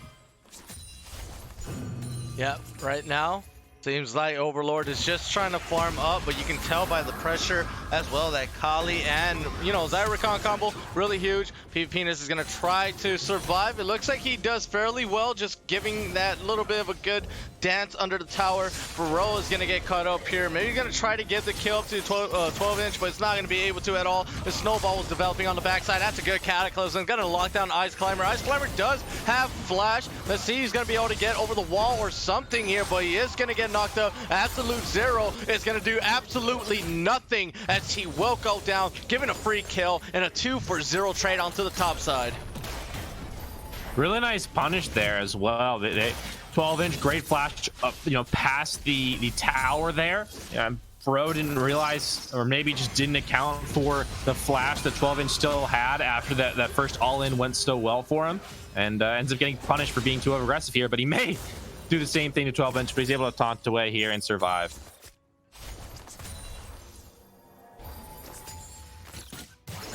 And you see the CS in the bottom right now. Kali, oh my goodness, Overlord. Gotta be very careful there. Yeah, very careful. Sorry, like, as soon as you passed on the mic to me, I was in the middle of sneezing, but it didn't happen. Feels bad. Yeah, that's the worst feeling, when you gotta sneeze and it just never happens, and you're sitting there like, what the heck? Like, what, does my body like not understand what's going on? Did we like miss a memo here? Like, what the hell? Why did you stop me from doing what I wanted to do, Nose? Why'd you do it, huh? You felt a little ticklish, and then now what? Like, you just gonna leave me hanging? Oh, okay, whatever, man. Whatever, dude. I've heard you can break ribs from sneezing, which seems like probably the scariest way to break ribs to me. Like, never mind like getting punched in the ribs or kicked in the ribs. Like, sneezing and just breaking a rib seems like the worst thing. Oh my gosh. And 12-inch, I think he's gonna die here. Oh, nope, the shield protects him. And Annie Frank, you bad boy, you. I can't believe you just said that. I mean, he gets it, man. He gets it, that's for sure. He gets it, but the way he said it makes a lot of sense, but I don't have to repeat what he said because it's not appropriate, but it's just so funny. But yeah, CS in the bottom lane really a significant advantage right now, 88 to 70. And now Bonito. Buddy. That was a ping issue. That was ping. Yeah. I mean, the guy was sitting down a mile away, and he's all like, "Okay, I can run half a mile of that," but he still couldn't get there. And it seems like, yeah, I mean, they were waiting for the Nunu there. Seems like Ice Climber is gonna flash away this time around. Smiling Gamer still wants to get the kill. Let's see if he can get it, but it doesn't seem like they will be able to trade that kill off or give it over to Overlord. But it doesn't matter. A kill for kill. Take whatever you can, but Overlord's gonna get the snipe onto another ace in the hole. Manhito will go down. Hell's Gamer manages to crawl towards the bot side, but not able to walk the talk. Well, this is great right now for Grim Legion. Top lane is really in a rough spot, but he managed to get a kill back for himself, 4 assists as well. You know, things are looking up here for 12-inch, and right now 3 kills on your jungler. You just picked up a dragon. The Overlord got 2 despite falling behind 20 CS in the lane. Those kills are going to even up that advantage, somewhat here. He's almost, just 100 gold behind right now. So things are actually looking up here in the mid lane, a slight advantage there. So Grim Legion, after a rough start in the first couple of levels here in game number 2, they're riding the ship here. And maybe that'll be the story of the series here, because game number 1 was rough, but game number 2 looking much better. So with time, they're getting better and better here, and maybe they can make something happen right now. And it looks like the Azir are going to go for that attack speed build early on. The Nashor's first instead of Luden's Echo. So he's going to ramp up a bit faster as well. And right now, these carries finishing their first items for Grim Legion, they're going to be very scary here as well. I mean, like, just ramping up that scaling, that window I was talking about in terms of when, Serpentis can win, it's starting to shrink, further and further, the more gold that is gained, by the Overlord and Prophet. And, the 35, 40-minute mark I was talking about, well, maybe that'll turn into 30-minute, 25-minute, because they just get items so much faster with this gold income. Emmet Law, nope. Top is not open just yet. It is still up for business though, because Shen, 12-inch, all he has to do is not fall way behind. The rest of his team is doing great. Prophet is just a farming W. All right, just for short. Everyone knows what I'm talking about. I did not say it, but you all thought it. But anyways, he's just gonna farm up for his items. That's what you do as a main Azir, I guess. The attack speed, the AP is all matters so much. The Rift Herald is actually going to be in favor for Serpentis, as they were able to sneak that away. But Manhito, he's going to get the jump onto Overlord, and that's actually going to be a failed Blade Caller there. Not going to be able to get the lockdown, and Manhito will go down. Ice Climber is getting chased around the mid lane, and Sweat Noodify on the top side. There's not much to say here. What's up, Coeus? Well, 12-inch in trouble here in the top side. Faro going to smack him down out of the Death Realm. I'll pick up a solo kill top side, but because the bot lane died, I think we might have another fight here. Just a little bit of wandering around between these two teams. That's Snowball coming through. Lachlan, he might go down here, but there goes the Cataclysm onto 2, and Callie's in big trouble. He's going to get snagged from the backside, and Overlord, he picks up a double. Can he get a triple? The Dragon Lance is going to miss, but this is actually a great opportunity here for Grim Legion Royal, looking to take down the first tower of the game. I'm not sure what's going on around the top side, and actually, no, Faro is going to be able to pick up the first tower very much soon here. They don't have a minion way to push on any further, as this is still maybe a tower down here. We won't know. There are 2 people backing. They won't be able to get first tower top. Oh, what? No way. What is going on here? Oh, no, he's not going to be able to hold that. Get the tower, man. Obliterate might be able to get that. The first tower still goes down. Oh my god, what a turn of events here. Grim Legion Royal. Yeah. Great play by 12-inch there. Use the TP on the minion so the wave couldn't actually crash, because the TP obviously makes the minion invulnerable here. And with you know, the taunt, he was able to taunt Fro underneath the tower, so you can just walk up and hit it. Very well played by 12-inch. That first tower gold, you know, all because of him there. So the Overlord should give him a quick thank you. Yep, a tip of the hat and a bow. Thank you. Thank you for everything you do, Shen. I mean, you're forced playing Shen, but you did the work. You did the trick.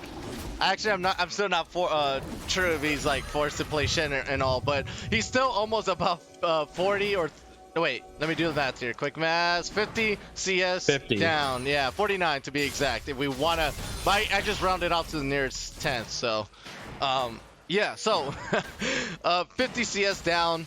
That's not a happy Shen at all, I believe. I mean, he's still the same amount of levels, but you know, he's not gonna be able to develop any of those items. Oh.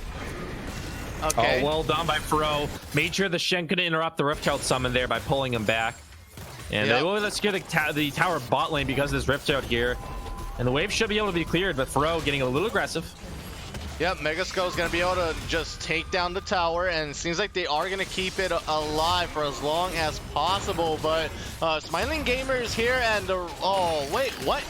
The Megaskull just turned around, gave its weak side towards the enemy's face, and we'll go down there.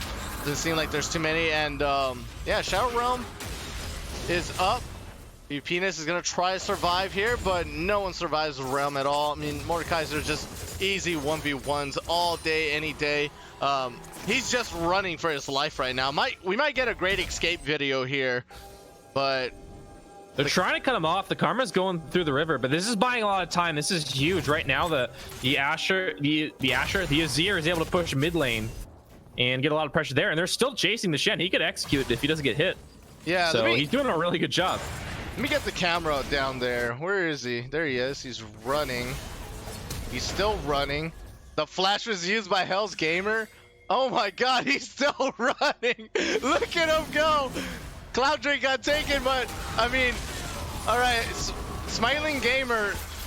Oh, he might go down here. Looks like he will. Yep, that's gonna be a shutdown, and Prophet finally arrives. Auto attacks away. Might be able to get the kill onto Faro here. He does have the sand shoulders. He just needs to do the shifting sands. He will just flash. He's gonna get the ability to just get in here, get the second. I'm pretty damn sure.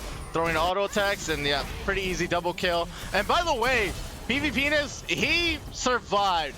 The Great Escape, the man, the myth, the legend, the I can run 1,000 miles. I forgot what the song is, but Hell's Gamer might get locked down here. Oh, great Dark Binding and a taunt on top of that to boot, and Overlord is going to get the kill into Hell's Gamer. Hell's Gamer ran 10 miles around the map just to get killed off right at the mid lane. Yeah, it was a grand chase as well. Unfortunately, he goes down, but now Prophet, he picked up 2 kills. The Overlord has 6 of his own. Things are getting scary here. Grim Legion, I mean, I don't know how you deal with them at this stage of the game here. They are very, very, very, very fed. And right now, despite CS advantages in the bot lane, you know, they were winning lane for a while. Callie's just not as strong. You know, he's fallen behind at this stage because of all the kills that have been picked up by the Overlord in the mid lane. You're playing a supportive champion here, and you maintained, you know, CS parity for a little while, but now you're seeing that gap start to grow. Prophet up 30 because Hell's Gamer's trying to play the map, and Prophet has just been farming and picked up a couple kills there in the river. So these carriers are getting very, very strong. And again, that window continuing to close here because eventually they're just going to get too strong. And Grim Legion, unless there's a big throw of a fight from them where they just walk in and die, you know, they are just going to be unkillable, unstoppable in these team fights. Yep, and that blue buff definitely going to be stolen there. Doesn't seem like Ice Climber was able to get near enough to just consume Smite it at all. So that is a still big win there from Smiling Gamer. Pretty sure it did bring out a huge smile on his face, able to just finally show dominance and also a priority in the jungle to just able to get in and out safely with the steal. Ice Climber is actually bid in a pickle here. He doesn't have flash, but he eventually gets into the right pathing to just have an escape route there.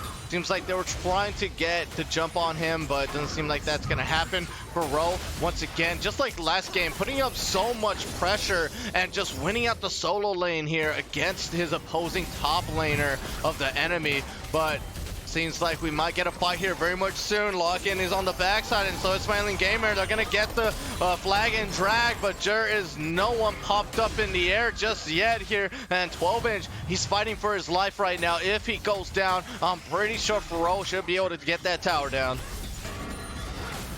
Yeah, they're gonna make a big play bot side here. Serpentis is committing a lot while the Azir is pushing in the top side. He's got TP. Might be a collapse from Legion. Oh, yeah, that is going to be a collapse in from Legion as they are looking to get as much shutdowns as possible. Ice Climber goes down first. A great Shurima shuffle from Prophet on the backside. He's doing all the damage. He's farmed up for this moment, and now he's going to turn around for Faro as Faro is going to be able to shut down Overlord. Let's see if Prophet can catch up, and he will be able to, but I'm not sure if he's going to beat out Faro on the 1v1, but the Black Shield says otherwise, as Prophet will be able to pick up big after that game, after a hard work of farming throughout the entire match. Yeah, the Prophet is so hard to kill now, especially with his support from the Morgana here, and the fight was just designed really well from them here. Great collapse. The TP came in from Prophet, and then the engage was great. The Cataclysm found a bunch of members there. Callie has no flash, no way to get out, and things just look bad from the beginning there for Serpentis. They lost the fight, and now onto the Baron we go here. No dragon, no mountain dragon yet, but there's an Infernal spawning here soon. So the neutral objectives are starting to stack up, and Grim Legion now has control of the map, so they're starting to reap the benefits of this team comp they put together here now that they've all farmed up and got the items they need. Want to learn how to play Azir without actually installing League of Legends? Farming Simulator. It's a little bit more complex than that, I think, but true, you do need to farm. He's one of those champions that is very dependent on items to be effective. You know, like a lot of damage threats. Yeah. He's very dependent on the items here. Wait, so. is this something they are worth trading for? No, it's not worth trading a Baron for the Infernal at this stage in the game because Serpentis could get a lot off it. So they're trying to go back and punish them here, and Serpentis pulls off. Yep, they got pulled off just in the meantime, but everyone is here. You know, it was all like, okay, we're just checking up on our buddy Baron. You know, he was bullied just a little bit. And I'm actually surprised Serpentis, they didn't have the damage to take it out as soon as possible. I believe they had enough time to do it. Just no damage. It would have been very sketchy, but with Nunu consume smite, I think you could have finished it potentially. And they're going again. They see them on the Infernal. They're going again. 12-inch spots it out, but this could be huge. It's at 8K. It is at 8K. Prophet is here on the front. PvP is going to get dragged in, and now, oh, that's going to be a great two-man knockup as well. The Emperor survived. It's going to try to split up the entire team of Serpentis, but Serpentis are still looking for the targets here. Overlord, he's caught up in the front. A double kill comes in from Hell's Gamer, and Smiling Gamer is going to pick up a kill onto the Recon here. A great blade call, a recall there from on top of Lock-in, and Lock-in's going to get locked down. And Smiling Gamer, what are you doing, man? You went back in and died, and that's going to be 3 members strong here alive, as I believe Serpentis Academy are now going to be able to pick up this Baron. Certainly they will be able to here. Shen has TP and maybe could make a play, but 1v3, I think it's not really going to happen. At the best, he could suicide and maybe stop the Baron, but I think that play is even unlikely in and of itself. So we'll see if he goes for it, but looks like not going to be the case here. But a mistake by Grim Legion. A macro mistake. They try to set up for the dragon. They're like, we're going to take his before we get Baron. We're going to play it slow. But Serpentis says, no, we're going to force the Baron play. And Grim Legion says, all right, we'll finish the Baron with our, or finish the dragon with our Jarvan and send the rest of our team over. But they can't win a fight that's 4v5 yet. They're not that strong. And so they go in, they trickle in one by one, and they die. They end up, you know, not having a front line for their Azir. Super fed just goes down in the end in the back line all alone. And that fight was just really bad from Legion, as opposed to the fight that happened before this one, where they executed it beautifully. That was very, very sloppy. In the end, it cost them a Baron. And it might cost them the whole game because of Baron, once again on the side of Serpentis Academy, even in the game number 1, this brings back bad memories as they now have the potential of winning this game. Sure, they have a 7-2 Caitlyn on the side of Grim Legion Royal for Overlord, but if he keeps getting caught out, that 7-2 Caitlyn just doesn't even matter anymore. He's not building health items, not building armor, not even MR. He's not a tanky AD carry, so he shouldn't be in the front without the J4 and without the Shen somewhere down the line.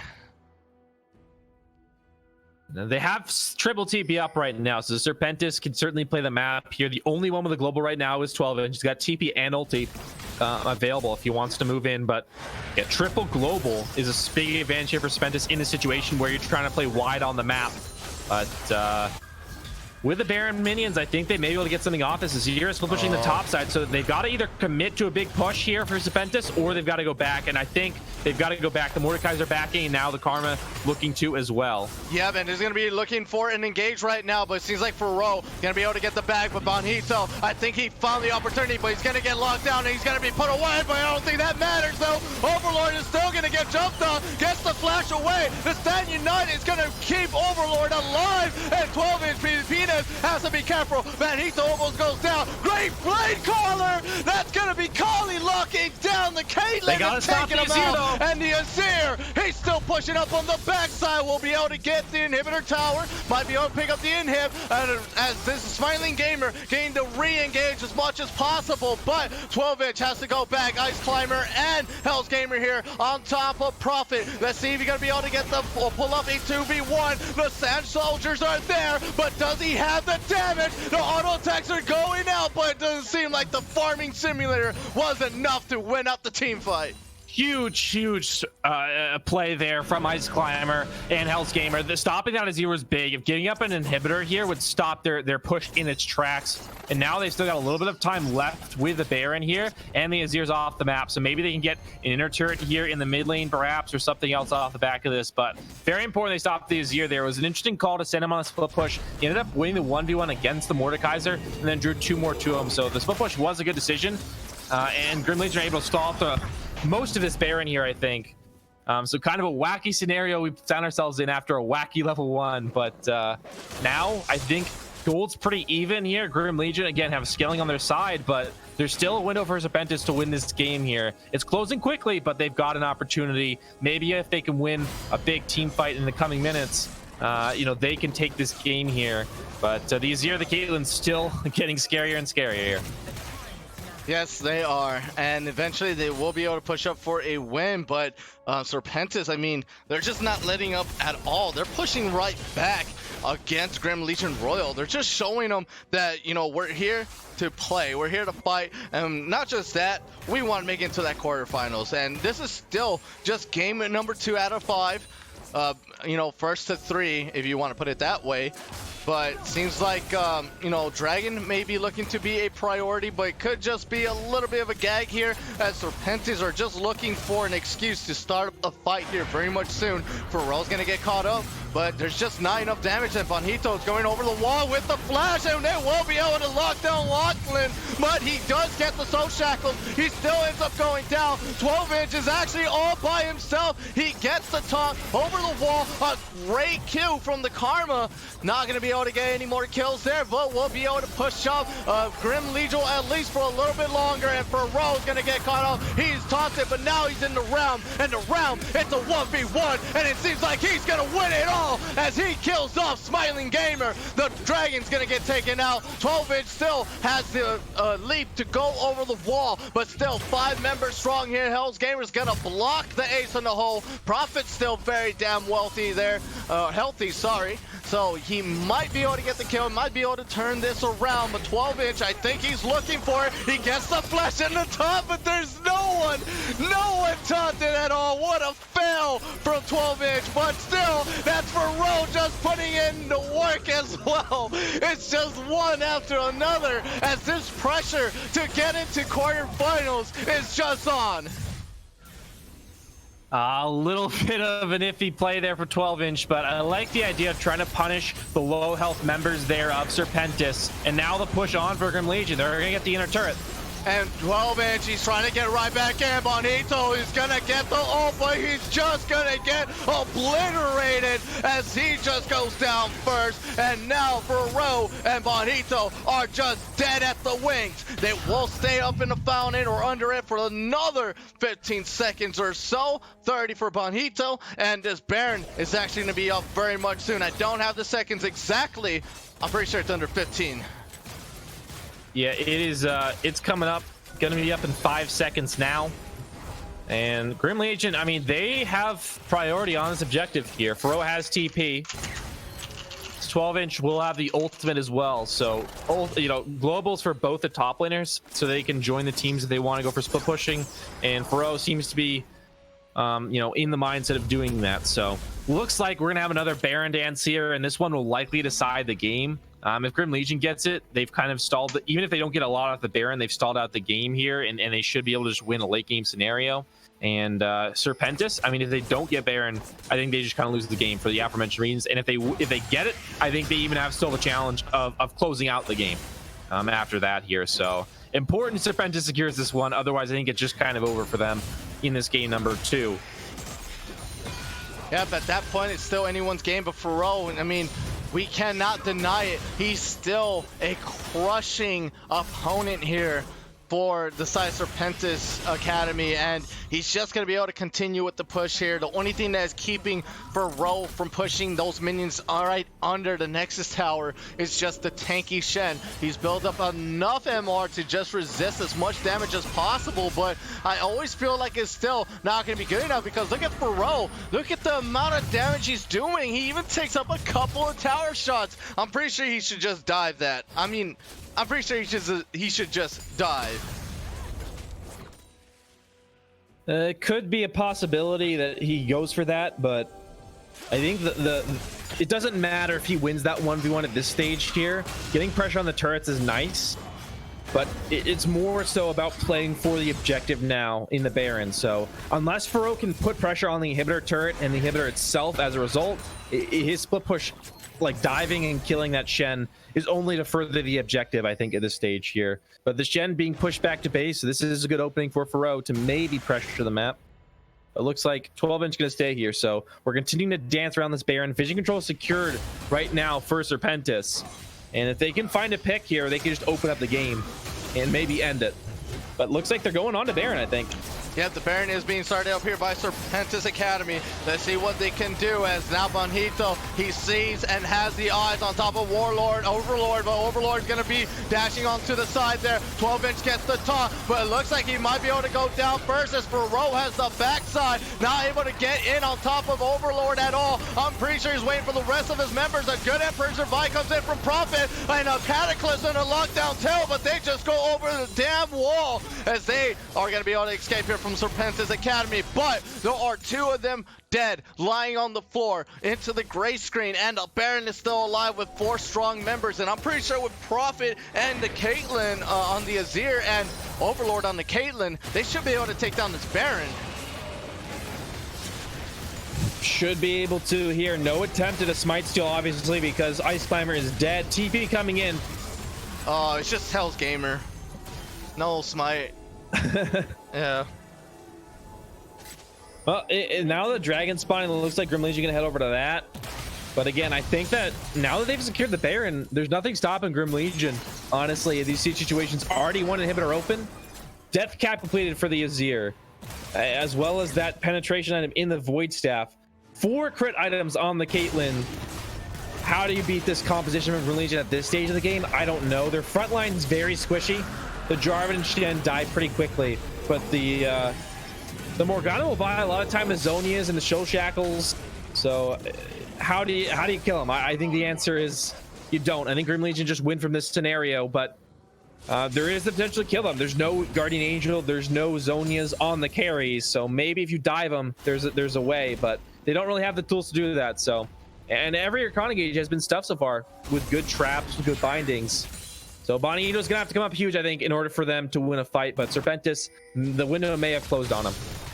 Yep, and the economy is just dead even. There's doesn't matter on the goal lead right now. Now it's going to be based on the catch of the day here. I mean, they do have to catch onto Overlord. They do have to take out Prophet, but because of the Emperor's Divide, it's able to just build up a wall instantaneously and just push away all the members off of him pretty damn easy, as he does have a tanky Shen with him who can provide that shield from the Stand United. And for Ro, I mean, look at Lock-in. Lock-in's just going to call out for the team here that this is looking to be an easy kill, but they do have to remember it is for Ro. He might be able to get a 1v2 or might be able to just, stall it out until the rest of the team coming, and look at that. Just, they're not able to take him down.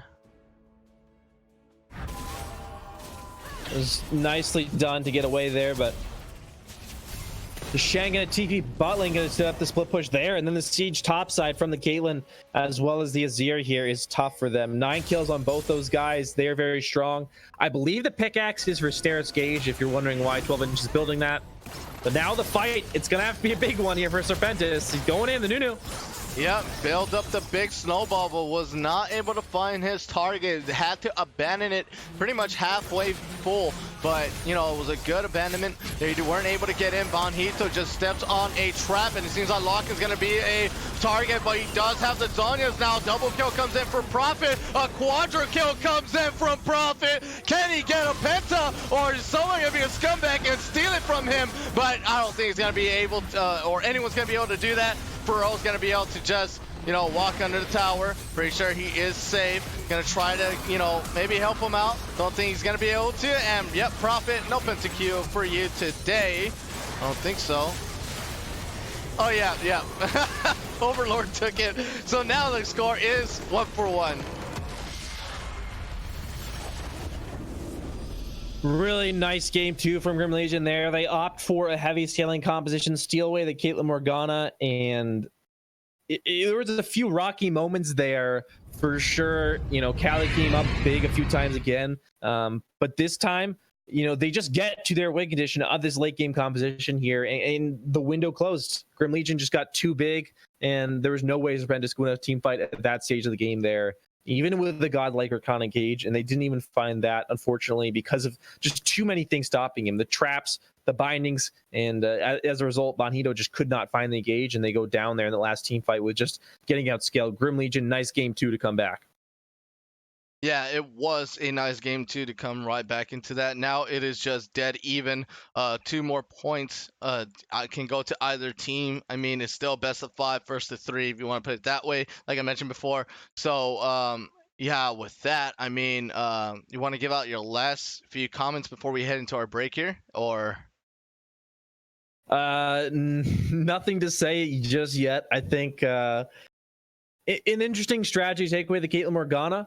We'll see what happens in game number 3, but that'll certainly be a highly contested pick. That's all I know for certain right now.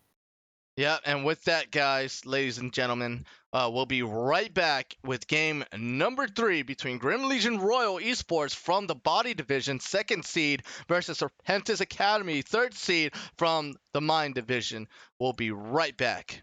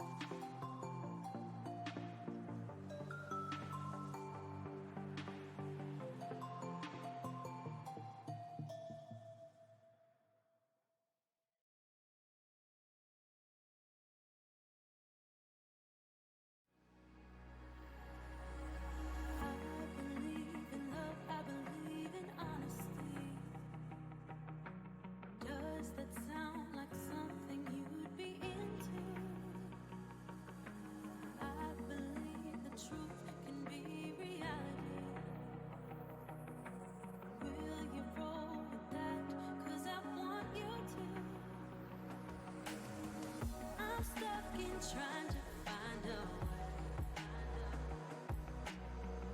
to make it easier to say that there's just one thing on my mind, and I think it's time for you to realize I want you all to myself. Don't wanna share you with nobody else. So give me some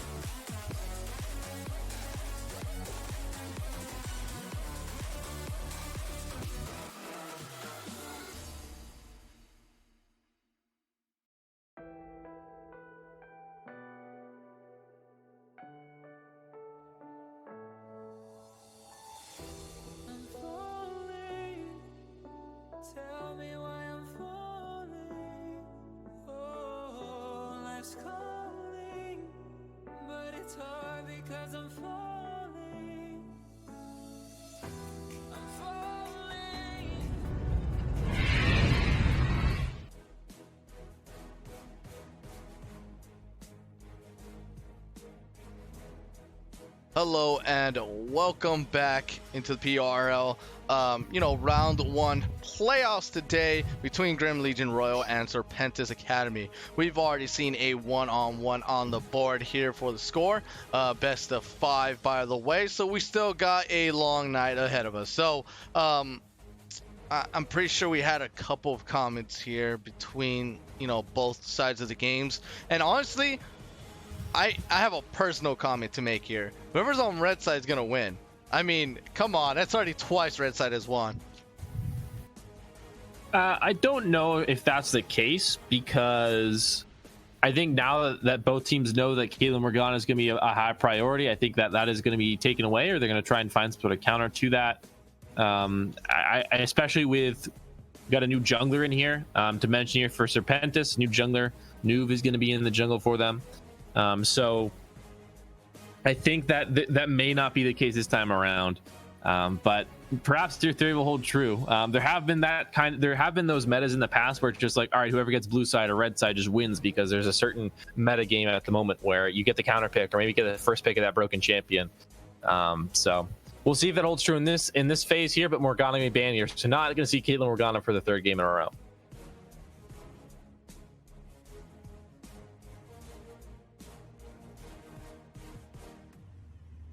Oh, okay, my mic was muted as I was Okay, talking. I was like, yeah, feels bad. I hope everyone can feel that. I was like talking for like 5 minutes, and yeah, my mic was muted. So Morgana's already banned out. We're not going to see a Caitlyn Morgana, but we do see the Xayah picked up and picked away from Kali. I'm surprised they didn't go for the Caitlyn, because Caitlyn is 2-0 right now from tonight's series. Yeah, the Caitlyn though is very dependent on the Morgana to be dominant in the laning phase. So when Morgana gets banned away, you kind of have to look at it and say, well, are we willing to play the Caitlyn here? Because we got to find something else to be high pressure in the lane. And with Thresh banned away as well, there's not a ton of great champions that synergize with her. There are still plenty out there, but not to the dominating degree that the Morgana does. So it's not going to be as strong on her own. And Grim Legion are like, well, Kali picked the Xayah, we're picking the Xayah here. So Grim Legion is kind of just copying what Kali's doing, and now he's on to the Lucian. So we're going to have a really interesting game here. Going to pick away the Braum to make sure that Lucian Braum synergy isn't there, it looks like, and they will do so. So Xayah Braum, a tough lane to go up against, and the Aatrox locked in for the first time. A strong top laner for Faro. I think that could be big for him, as he has thrived on the carry so far, and I think that's going to be great here for him to show to flex his muscles up in the top lane, because 12-inch has been very passive in the laning phase with Shen picks the entire time. Yeah, so it's been good so far. Now we're gonna see a little bit of a change or a little bit of a mix up here. We're not gonna see any new jungles, I believe, because the Olaf's already locked out for Serpentis. They've already played new for like twice in a row. Now they're gonna change things up a little bit here, especially for Ro. I mean, he's been such a great top lane carry. Like, Faro has been consistent, winning his lane throughout the entire, best of 5 series tonight. So giving Faro that Aatrox, I'm going to be not even surprised he dominates, 12-inch PvP-ness on the top side. I wouldn't be surprised at all, but it could be a Trundle though, so that might give him a little bit of a fight, but I'm pretty sure Trundle's going into the jungle here. Would imagine so. It would be the Trundle jungle here. The Olaf is a very strong pick here for Noob. I think that Serpentis is definitely leaning towards more of a early to mid game composition so far. They played a sort of composition like that in game number 2, but Grim Legion had some crazy scaling, and once they got there, it was just impossible for them to win. But Serpentis is kind of doubling down on that strategy. Going to go super hard in the early game, it looks like. They may, there's still a couple remaining picks that may change this a little bit, but it looks like that's the plan for them so far here. And they're going to be very scary when you get to 1 or 2 items. They're going to be just running at you, and it's going to be tough to stop. And I think that Nautilus Pike and aggressive support like that will be great to follow it up. And just going to put a lot of pressure on the Grim Legion here, especially the Overlord and Prophet that carries, because there's a lot of threat onto them. Yeah, so we need to see what that last pick is, because the mid lane pick is going to be very important for Serpentis Academy. They already have a really important top lane pick for Faro, because they got to start putting him on one of those major carries in order to be able to just, you know, beat out the competition on the top side. He does have to be careful with the jungler, but so far he's also been consistent on that 2v1 situation or 1v2 situation, so I'm pretty sure he can have that covered. And on top of that cover, I mean, he's gonna get Nove, which is also a sub, by the way. We're not gonna see what's his face from last games. Wait, I got it. No, wait, it just left my mind again. Let me look at the document here. I'm so sorry if I forgot your name. I'm pretty sure. We do have some scaling though. Prophet looks like he's going to pick up the Corki in the mid lane. Xayah is a decent scaler as well. So once again, we're going to have this dynamic of Serpentis. They have a timer on them. They will. Oh, hold on. They picked a Veigar. So that kind of switches things up. Actually, Veigar gives you a lot of scaling in the mid lane and gives you a bit of a late game. You know, you basically can play late game now that you have the Veigar carry, but I think that Serpentis still does want to push the pace of the game because it's 280 carries versus 1, and the Lucian is super low range, so he's going to be pretty useless in the late game. And Veigar, you know, he has decent damage, but he doesn't have a ton of consistent damage. You know, he kind of bursts, and then he can throw out his spells periodically, but he's not really like going to be, you know, he's not a Cassiopeia or a Azir or an AD carry that's going to dish out a lot of consistent damage here. So I think that Serpentis still want to win in the early game, despite this Veigar pick. I think the Veigar pick is honestly a little bit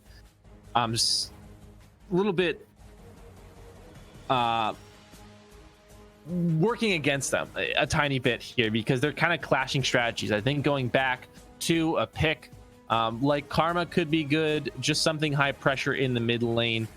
Or at least has map pressure, not necessarily pressuring the enemy laner, would be good for them to further the strategy here. They've kind of already put 4 members of their team into. Yeah, and the person I was talking about was Ice Climber. Yeah, Ice Climber could not continue on with the game, so, you know, he's going to get replaced or subbed out for Nove, and hopefully Nove can, you know, bring in that synergy, bring in that power, because Ice Climber definitely played a huge part throughout the entire games. Even though they did lose out their second game, he still played big. I mean, but then again, Grim Legion Royal, they're reading him like a book eventually, because every time he tried to get into lane, you know, that was Smiling Gamer. He was already ready at the wings. And also, Locken was also waiting at the same time. So now Nova is going to bring up a different maybe pathing, but I think it's more, you know, you can easily tell where Olaf's going to be at, unless he goes vertical jungling, which is possible. He could start up at the red side, but I don't really see that happening right now. I think he's going to start up with the blue so far in the game.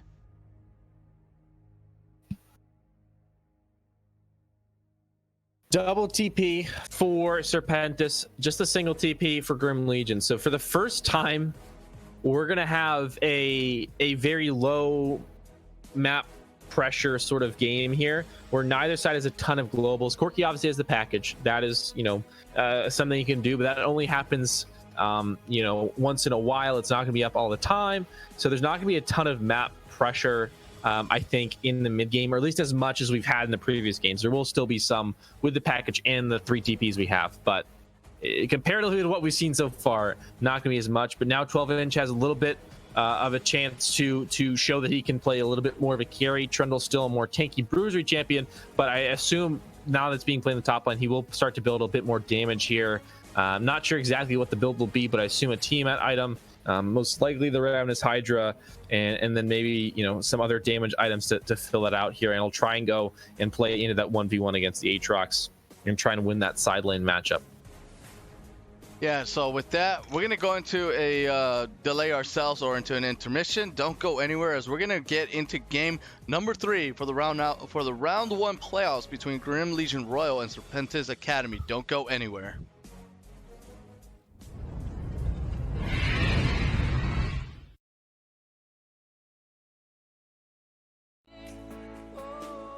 Life's calling, but it's all because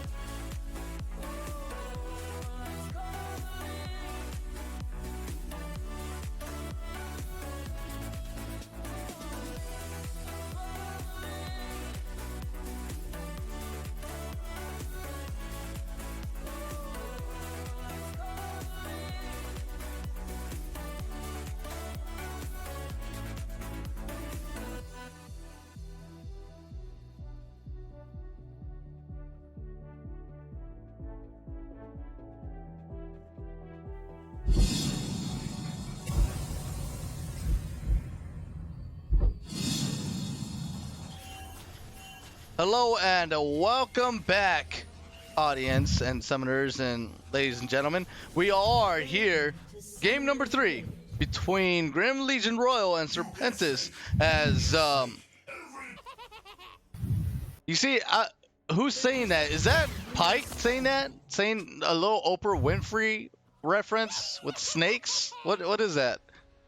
I believe so. Yeah, he says snakes. Everyone gets snakes. I believe that is Pike. Yeah. You have to have that skin though. Let me see. Is it Oprah Winfrey? Yes. A clever little reference there. But the Pike will be very squishy nowadays because he has to build damage. He's actually got to build up paladin items. He can't just build full tank. So he's a bit more threatening in terms of damage output, but he's still very squishy even with the aftershock. So that is something to keep note of. Obviously, in those 2v2s down in the bot lane, much easier to kill him nowadays than it used to be back before his kit got changed a bit there. I still remember that, and it's like I remember just never being able to kill Pike. It was literally impossible. He built Frozen Heart.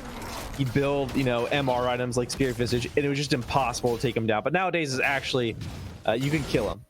You can't. He actually can die here. But Faro cheesing a little bit in the top side with his Aatrox.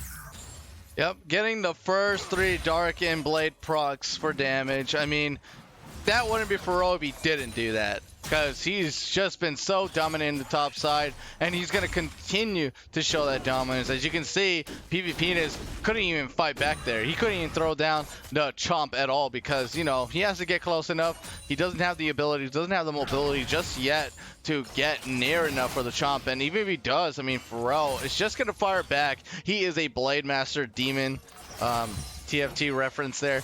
For the top side. I mean, the World Ender comes out as well. He just he doesn't really build armor or MR, so I believe Trundle just steals pretty much nothing off of the Aatrox at level 6. Yeah, it won't be super impactful.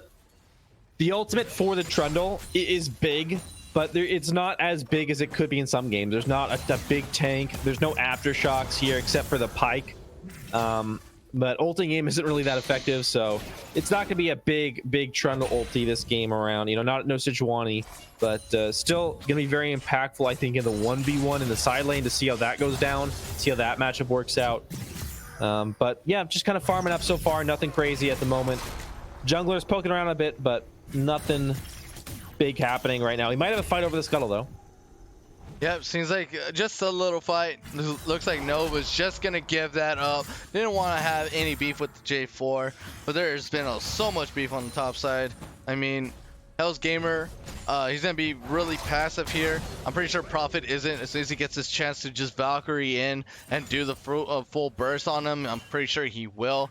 But because Hell's Gamer is playing so passive, he's just going to be able to sit under tower, and now Faro is going to get the jump on, and Nova is going to be able to get the first kill. And now we're going to get another fight here down at the bot side. The Unbreakable from Lock-In is just going to deny all the damage from Kali, and Kali's going to have to just back off here. Bonhito has to be careful. He's getting those Winter's Bites procs, or that proc from the passive from the Braum as well. He is now ignited. The Phantom Undertow is going to get the final stun, and that's going to be the final damage as well. Bonhito, he might be able to find another kill. Lock-In does have flash. We'll be able to just sidestep everything, even a Bone Skewer, to get away with his life barely. And Faro looking to go for a 1v1 here.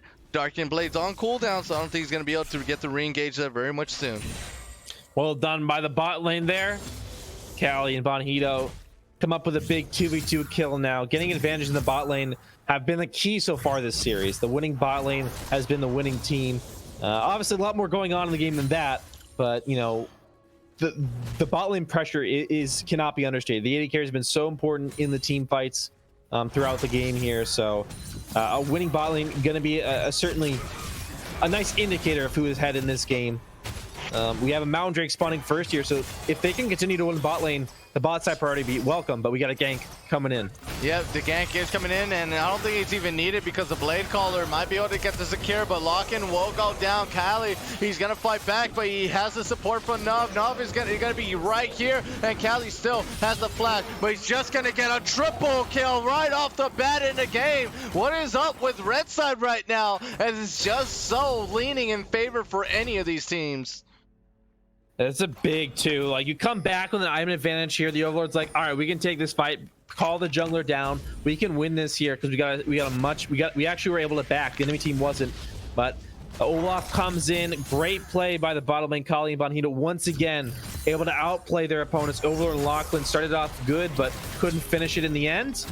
And now a humongous advantage between the 80 carries here in CS and gold. I mean, like 1,700 to 2,800, 1,000 gold lead at 6 minutes is never a good sign here.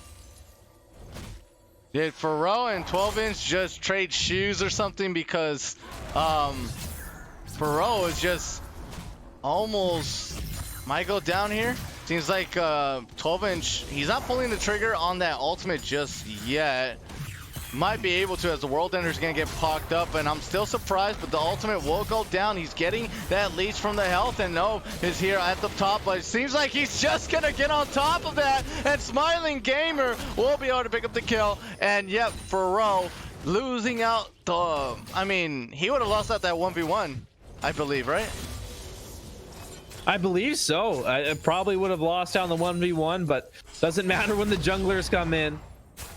And now the mid laner is going to exchange farm, but the Silence have been very active. And a clear advantage so far in the bot lane. Top lane still yet to be decided, but Serpentis are in a comfortable spot at the moment here, up over 1,000 gold.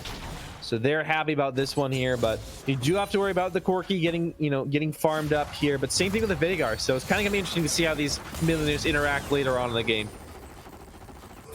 I mean, yeah, later on, definitely, just because Corki's passive ability to just cut his damage into, magic damage as well, which is really, really strong. Doesn't seem like anyone is going to be way too balanced on armor or magic resist, because Aatrox just goes full damage, full health, and Corki just works really good against high health targets and high armored or magic resist targets as well. He's just really good all around, to be honest. So, yeah, Prophet's going to play a huge part here. I think Hell's Gamer just might be a little bit too squishy on the, opposition from that mid lane. But we'll see how that goes, because so far Hell's Gamer has just been really, really patient with his farming right now. He doesn't want to lose out a single wave. He doesn't want to even miss a single of his Q to develop that AP damage or that AP scaling for the later game. But Prophet seems like he might have his hands full, as there's 3 members of Serpentis just coming in, not able to do much. There is that dragon though, so they may want to walk down and try and take that. They still have bot lane priority, and I think they could probably win a 3v3 there. They did already early on, so that may be the option soon for them, is to try and get a dragon for Serpentis I'm speaking about. But Grim Legion, they still have this Corki that could come down.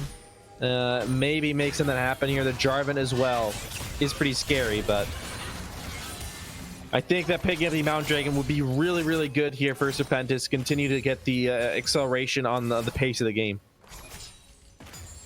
Yep, might be able to.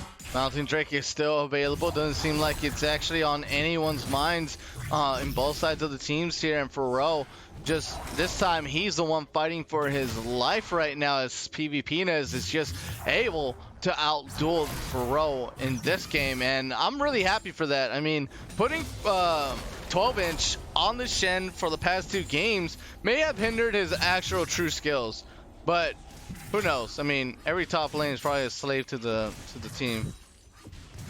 The Aatrox and Trundle, it's actually pretty interesting how they interact, because the Trundle wants to get up in your face and auto attack you right here. But now, hold on, we got the dragon started. I think something's gonna go down here. The Corki rotating through. We're probably gonna have a fight unless the Olaf just calls it off, and indeed he will. So that's spotted out and he'll back off. But back to the top lane. Because the Trundle just wants to get in your face and walk up to you, the Aatrox has a real hard time hitting his Qs, because he can't keep you out mid-range. You have to get in the melee range. But now I think the teams are gearing up for a fight in the next couple minutes. So I'll shut up and make sure we get to see that action because I think it's gonna break out soon. No, I don't think so. It's just a bit, 1 foot into the door. So like, hey, we're doing dragon. What's going on? And everyone starts showing up. It's just like, nope, I'm gonna back off immediately. It's just, you know what I mean? It's like they still don't want to lose out their advantage for Serpentis. I understand, when it's off the beginning, they got nothing to lose. But when they have an advantage like this, I mean, they can easily lose it to such a greedy play as, simply getting a Mountain Drake. So I can understand where it's coming from, where they're just heading in and out. As soon as no one turns from the side of Grim Legion Royal towards that Dragon Pit, when they're in the Dragon Pit, I'm pretty sure they'll start it up and try to take it. But for now, Grim Legion has been turning their heads towards that pit, so they know it's warded. They just don't know where. Indeed, getting the wards is going to be very, very important here. Establishing vision control always key, and the Olaf's trying again. So I think we're gonna maybe have it. Nope, he's backing off. So we're just gonna continue to play this dance of on the Drake, off the Drake. Yep. I mean, like I mentioned before, he gets on the Drake. As soon as Grim Legion start heading towards the Drake, he just walks away because he can't risk it. I mean, he only has the Ragnarok. So he could get trapped in the Cataclysm and he won't have the damage to kill Smiling Gamer, especially when Prophet on the Corki just has so much burst damage. But now seems like Serpentis are not going to just commit onto this dragon, as they might be able to take it, but it seems like no, they're going to back off. And there goes Lock-in for the lockdown, and the teleporter is coming in along with Faro, just coming all right on top of the team fight right now. And Overlord's going to be able to get a great Blade Caller, but will he be able to survive? And yes, he does. That's going to be another kill. Kali's on a rampage. Overlord is going to be able to slay Faro, and that's still 2 for 2. Same for trade, and it doesn't seem like any of the junglers are dead just yet. So this dragon, this Mountain Drake, could go into the hands of Grim Legion if they want to, because they do have priority into that Dragon Pit. Kali's taking up a little bit of a detour, almost gets caught out, but doesn't seem like no one was very much interested. I think they all just wanted to fight.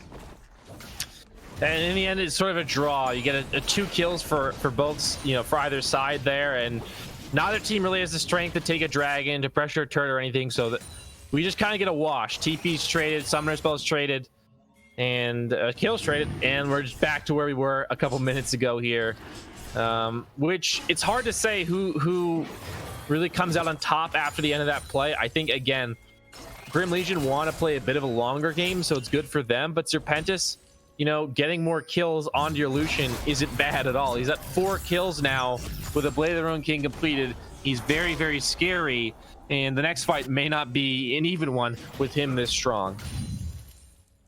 Nope, Mountain Drake still available. Seems like they are going to clean up the wards here from Grim Legion.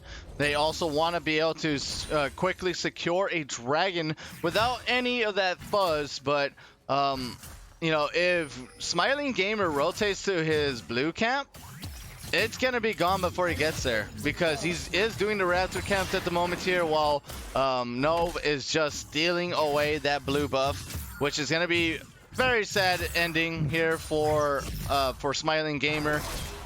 Now he's gonna walk out with a sad smile on his face. And 12-inch, he's opted for a heavy defensive build, but now he's got no damage. The tower dive. Yep, tower dive. Ragnarok not going to be able to get slowed down. Going to try to absorb as much health as he is getting back what he is due. Getting that health up as much as possible. We'll be able to walk out. They did not have that amount of burst damage. I mean, he survived with just 1 auto attack away. Bonhito just swims right under the Dragon Pit, but they just don't have their jungle. They don't have their top laner, and there are 4 members here from the side of Serpentis. But Serpentis, it looks like Grim Legion, 1 person goes down. That's going to be Smiling Gamer. Hell's Gamer is actually going to get charged up here. The Winter's Bite will go off. Prophet is just getting too much damage here. I'm not sure they're going to be able to get the re-engage at all, and Lock-in is going to be able to just get picked off here very much soon, but it's going to be Prophet who will go down. A great ultimate comes in, as that's going to be the Braum going just dead, and at 3, I believe it's an unofficial 3 for 2, and honestly, no, comes out on top for Serpentis as they will be able to pick up that Rift Herald. They lose a dragon, but they get Rift Herald and a positive play top side and a positive play bot side in terms of the fights. And now the Rift Herald in charge of the mid lane. This definitely favors Serpentis. Not a huge margin, but certainly positive overall for them. They don't get any plates off that charge though, and aren't able to take out the turret because Hell's Gamer, no mana. Noob is a bit low as well, so they won't get the turret, but a lot of damage on the mid lane turret is nice. But 12-inch gonna grab the first one in the top side. Yeah, great job from 12-inch. I mean, he was never able to put Pharaoh under the tower and on his heels, but seems like now Pharaoh's gonna have to be careful as he's just losing out the vision war, and he is just not able to get those 1v1s like he used to from the past 2 games. So this is ending up to be looking really good for Grim Legion Royale. They just need to keep up with what they have and not lose focus, and also that advantage that they can keep, that they hold. But it seems like Smiling Gamer, he's just gonna go down here. There's no way he can escape from that event horizon. Oh, PvPness is gonna find Nove, and Nove might be able to walk out of here. He's just gonna use the Ragnarok, and yep, slips right on by, not able to be stopped at all. And Pharaoh gonna try to get the re-engage if he can. Hell's Gamer does not have the ult, and Prophet does have the damage, but no one is gonna fall from the side of Serpentis Academy, so they're just gonna have to back off. Now the jungle mids right now for Serpentis are very strong. 2-0 and 2, 2-0 and 3, as well as their bot lane being very strong. They're actually ramping up quite quickly here, and they're going to be very scary in a couple minutes, right? The gold lead is only 1800 right now. It's not the biggest thing at 16 minutes, but if you look at the item spikes that are coming in here, and just the power ramping up among the carries especially, it's getting pretty insane here. But Lachlan maybe looking to stop and he's doing his tracks, but still that Pyke very mobile. Yep, and Bonito is going to go down here. Kali is by himself, so this gives Overlord a chance to push up for the tower and push Kali off and away, so that way they can pick up this bottom tier and maybe rotate down the mid, because we AD carries, we get kind of greedy with, we won't rotate anywhere else until this tower of ours is down. But they could send Prophet to the top and then their bot lane towards the mid if they wanted to from Grim Legion, and then move 12-inch PvPness to the bot, because he's just so dominant against Pharaoh. He should be able to take out the tower, and Smiling Gamer has to be careful here. They do not have jungle priority, so there's definitely going to be enemies roaming around still around their own jungle for now. The Corki is getting pretty strong here. He's going to go for a Zeal item second, but hold on. No, not again, Bonito. Okay, he wards it this time. Not going to walk into the brush and die a second time in a row.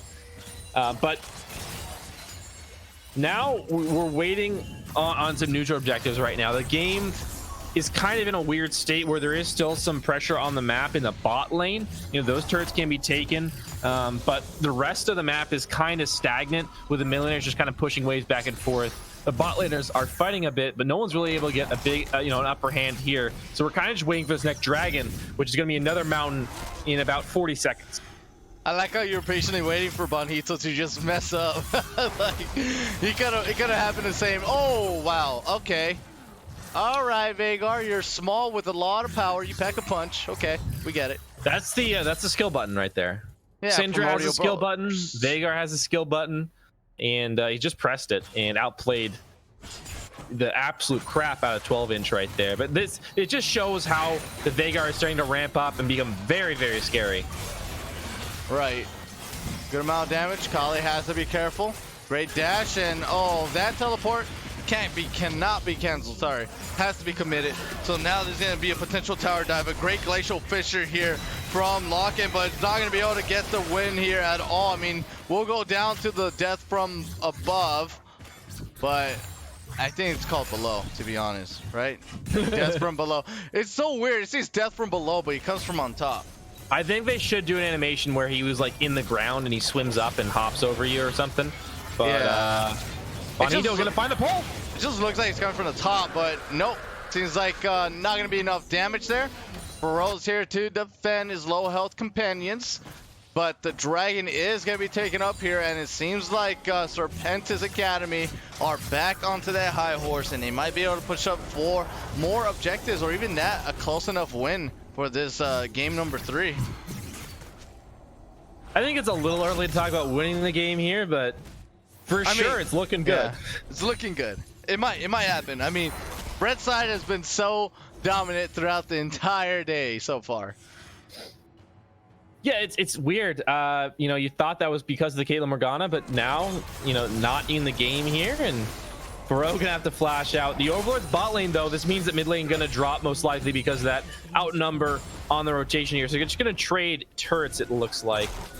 But there are 3 members down at the mid, or up at the mid here from Serpentis Academy, looking at the tier 2 mid. But, you know, the tier 1s are a lot more vulnerable than the more you go in onto those towers. So they're not able to even touch near that tier 2, but they might be able to find something here. The Bone Skewer goes out, not going to be able to fish up any targets just yet. But I'm pretty sure Serpentis, I mean, they're going to wait patiently here, find a better opportunity to get these engages out and work their way towards that mid lane sooner or later. Or even that, the Baron is available, and we're known, or Serpentis is known to just start that Baron pretty early in the game.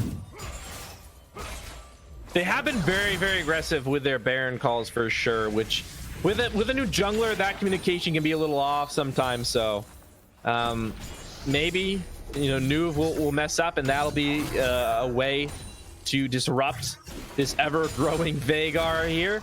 Losing a Baron can certainly do that, but if they're, you know, if you've got clear communication, even a new team member can understand what's going on. And right now, dancing on the mid lane, we're gonna get some classic NA Ram. NA Ram, everyone down mid. We're gonna all run it down. But 12-inch, he's left by himself. Feroz, you know, he wants to get into these team fights, but he does not have teleport, so he cannot join up at all anytime soon until he gets back, which with that teleport summoner spell, which is gonna be another 2.5 minutes or so. But 12-inch is gonna be able to find Feroz, and Feroz, I mean, look at him, just darken blade procs over and over and over again, and then just escape, because he, you know, after that, he just doesn't have enough fuel to the fire there to continue on to that fight, as the chomp is a lot less on the cooldown there, and the auto attacks just start hurting from 12-inch Trundle.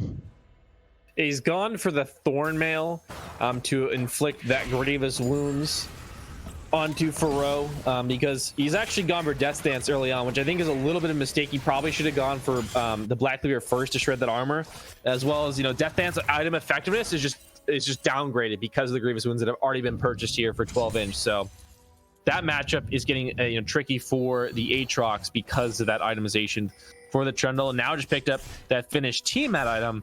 He's going to start having a lot of trouble in that 1v1, especially in this long lane that I think will be created soon in the bottom lane.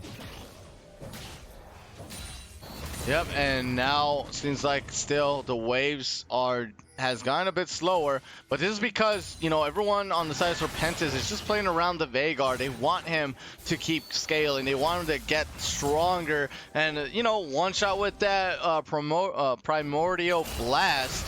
I mean burst. Man, I could never get that name right, but you know, just one R combo with Tails Gamer and pop goes anyone. But except for Overlord, I think he can Featherstorm it out. And then, yeah, I think you can Featherstorm out of that ult. I'm not sure if it gives Veigar a reset, though. Just like Caitlyn's Ace in a Hole. If it's in flight, it will not reset, I believe. Oh, okay. So that ult might just go to Prophet, to be honest. Like, towards Prophet or towards Smiling Gamer. I wouldn't give it to 12-inch. I mean, he kind of has a pretty good amount of health, and you know, we'll be able to build the MR. And now Faro, he's gonna get jumped on here, but 12-inch is actually losing out the 1v1. Nove on top of it is just, you know, a bit too much over aggressiveness from Serpentis. I believe Nove could just go somewhere else, and Prophet, he's gonna be in trouble here. He's gonna get a full calling towards the face, and Bonhito, oh man, he's trying to take that kill. How dare you? How dare you? Well, Pike shares kills, so it's not that selfish, but Oh, yeah. We do have a situation. They give up mid lane turn in exchange for those 2 side lane collapses there to Serpentis, but now we have that dragon spawning here. It's an Infernal as well, so 3, whoa. All right, Oh. Veigar. Okay. He's got 230 ability power from the passive. The Veigar is scary. He's already got death cap. He's gonna kill some people. But now on the Infernal we go here.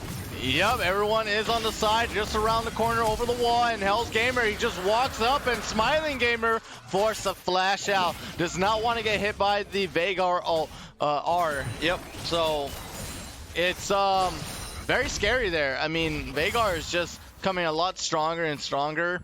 He doesn't even need the dodge rating from the Yordle buff, but he has his team help him out. With Infernal and Mountain, they're going to Baron here, 25 minutes Serpentis. They know they're out of position here. They know Grim Legion's out of position, so they're just going to Baron once again, and it's dead. Yep. Just like that, 12-inch might get cut off here, but the Phantom Undertow is not going to be there. But it looks like the Venom Rising is just going to close out his exits, but everyone starts jumping in from Grim Legion. But I'm not sure who is winning right now, because it seems like 3 members from Legion has already fallen. A 4th will go down, and a double kill comes in for Kali, and that's an ace here for Serpentis Academy, as they will be able to push on towards this mid. Huge team fight win for them as well off the back of the Baron. They lose a couple of Baron buffs, but they get an ace. They're probably going to get an inhibitor turret. If not, the inhibitor turret should be an inhibitor if they go fast enough here with this Mountain Dragon. Will be. And now 9 kills on the Lucian, 5 on the Veigar. He's already got death cap, a 10-stack Dark Seal. This Veigar is insanely fed here alongside this Lucian. 250 ability power. This game, it feels all but over at this stage of the game. I don't know how Grim Legion come back from this one, even with a Corki and a Xayah. Oh, he almost has 1,000 AP. This makes, I'm scared. I mean, I'm not even in the game, but I'm scared. I feel like he's gonna break my game, to be honest. Like, I'm gonna get a bug splat from Veigar's ult. So his ultimate, if at max damage, it does 650 plus 1467. Right. So that's over 2,000 damage at max damage. That one ability will do. I'm pretty sure his Q and the R, without needing the max damage, will be fine. Yeah, his Q alone does over 800, I believe. So yeah, if you get hit by anything from the Veigar. God. Yep, and Smiling Gamer, Event Horizon, Meteor, didn't need the ult. Smiling Gamer, bye-bye. Doesn't seem like he's gonna last. No one's gonna last too long in this world when Veigar's that much AP into the game. No, everyone will die. The Veigar he's scary, dude. He's like, you can't walk up to this dude. He's got Zonias too, so you can't just jump on him. He's got his cage. Oh boy. Yeah. Oh, 12-inch. I mean, he has to avoid getting stunned, because the Meteor will also do about 700 damage. And look at Locken. I mean, he's just, oh my god, he's gone. God. He's gone. That's another member here from Grim Legion just going down, and now it's 12-inch. He's just caught up in the cage. He's not gonna be able to escape. That's gonna be the ult as well. Prophet is gonna try to get away. A great calling coming in from Kali. Is going to be able to pick up another kill. 3 members here, and another Rage K comes down. And Overlord, he's going to get stunned up. He's just going to go down. Hell's Gamer still stays alive, and that's another clean ace coming in from Serpentis Academy. Now, the Nexus Tower, that's going to be 1. The second Nexus will go down here again, and now the Nexus, the heart of the blue team, will go down. Just wait for that explosion moment. Yeah, you gotta time it right. Well done, Hell's Gamer, 9 kills. The AD carry Lucian actually gets more in the end there. Kali with 11, but great game number 3 from Serpentis, striking back after dropping game number 2. A weird composition, I thought, at first with Hell's Gamer on the Veigar, but they snowballed with the 4 members that were sort of strong early on, and then Veigar was like, oh, hey guys, because nothing's happened for 20 minutes, I kill everyone now, because he got so many stacks from his passive, and the team just kind of ramped up at that time. And then Kali and Bonhito were going nuts bot side, despite face checking a few too many brushes. And the sub, Nuve came in, he did a great job as well. Faro I mean, like, I don't know how you lane against a Trundle with a Thornmail rushed against you, but Right. he did a good job. And in the end, Serpentis come out on top in game number 3, now looking to take match point. And yes, Serpentis Academy are now at match point, but there are still chances for Grim Legion Oh, I wanted to call him Royal because I just looked at the image and says esports. But nevertheless, we're just going to call him out, but with the name that they have registered themselves with. So Grim Legion Royale, I mean, they still have a chance to getting back into this game and getting into the quarterfinals. They just need to win 2 in a row now because Serpentis, you know, they are in match point. So with that, we're gonna go ahead and hit up on a quick intermission. Don't go anywhere. We'll be right back. And I don't know what time we're gonna start. It is about 9:33 p.m. Eastern time. I think we'll be starting up very much soon, or hopefully not within the next close to 30 minutes. So we'll be right back. Sit back, relax. Potentially this could be the last game, or we could go all the way through for game number 5. So we'll be right back with you.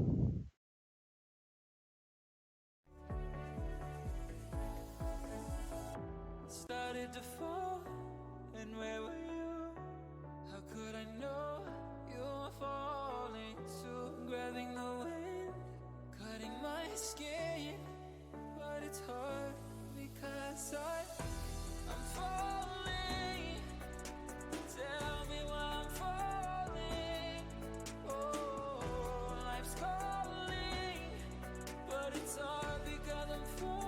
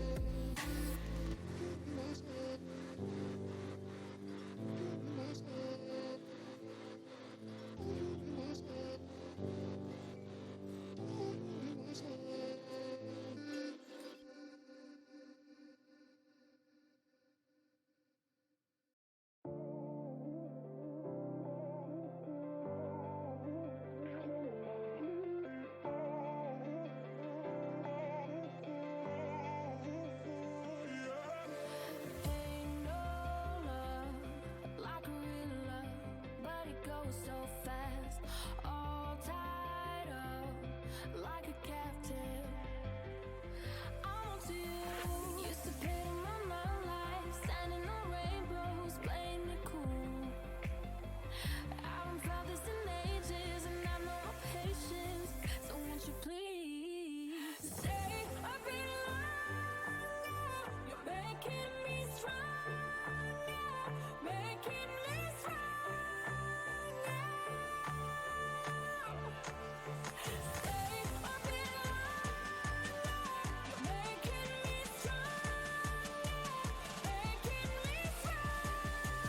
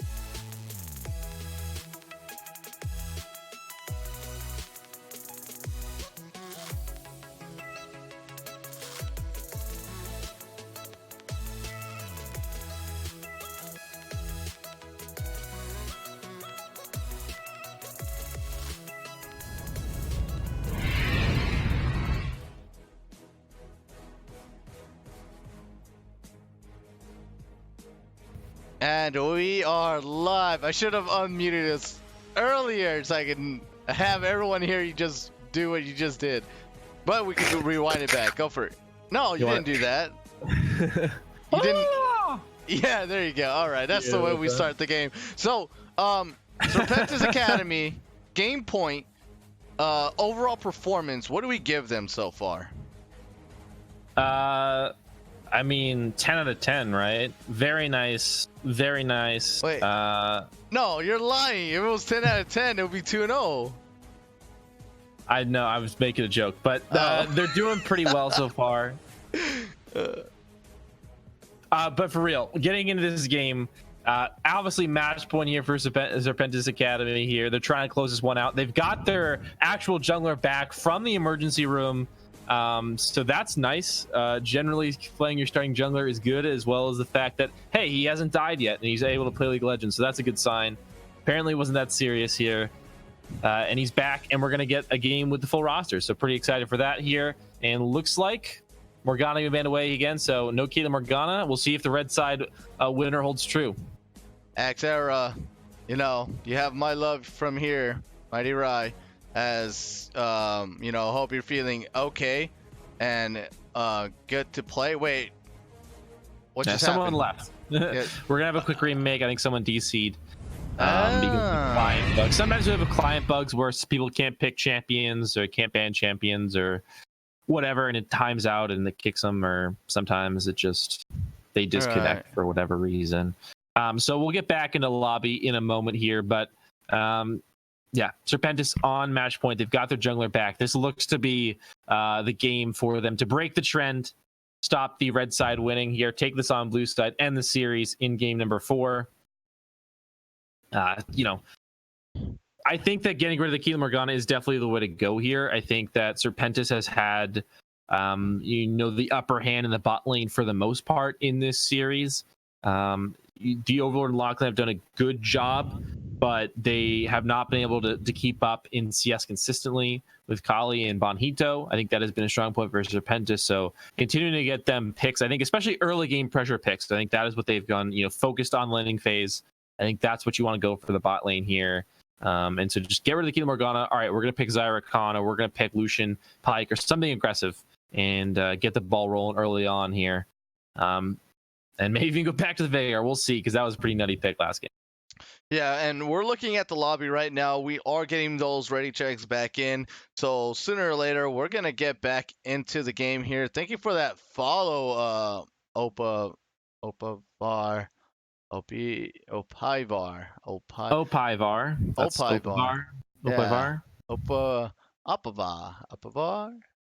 All right, much love. Anyways, much love to all of our followers, subscribers, and recent, cheerers and donators.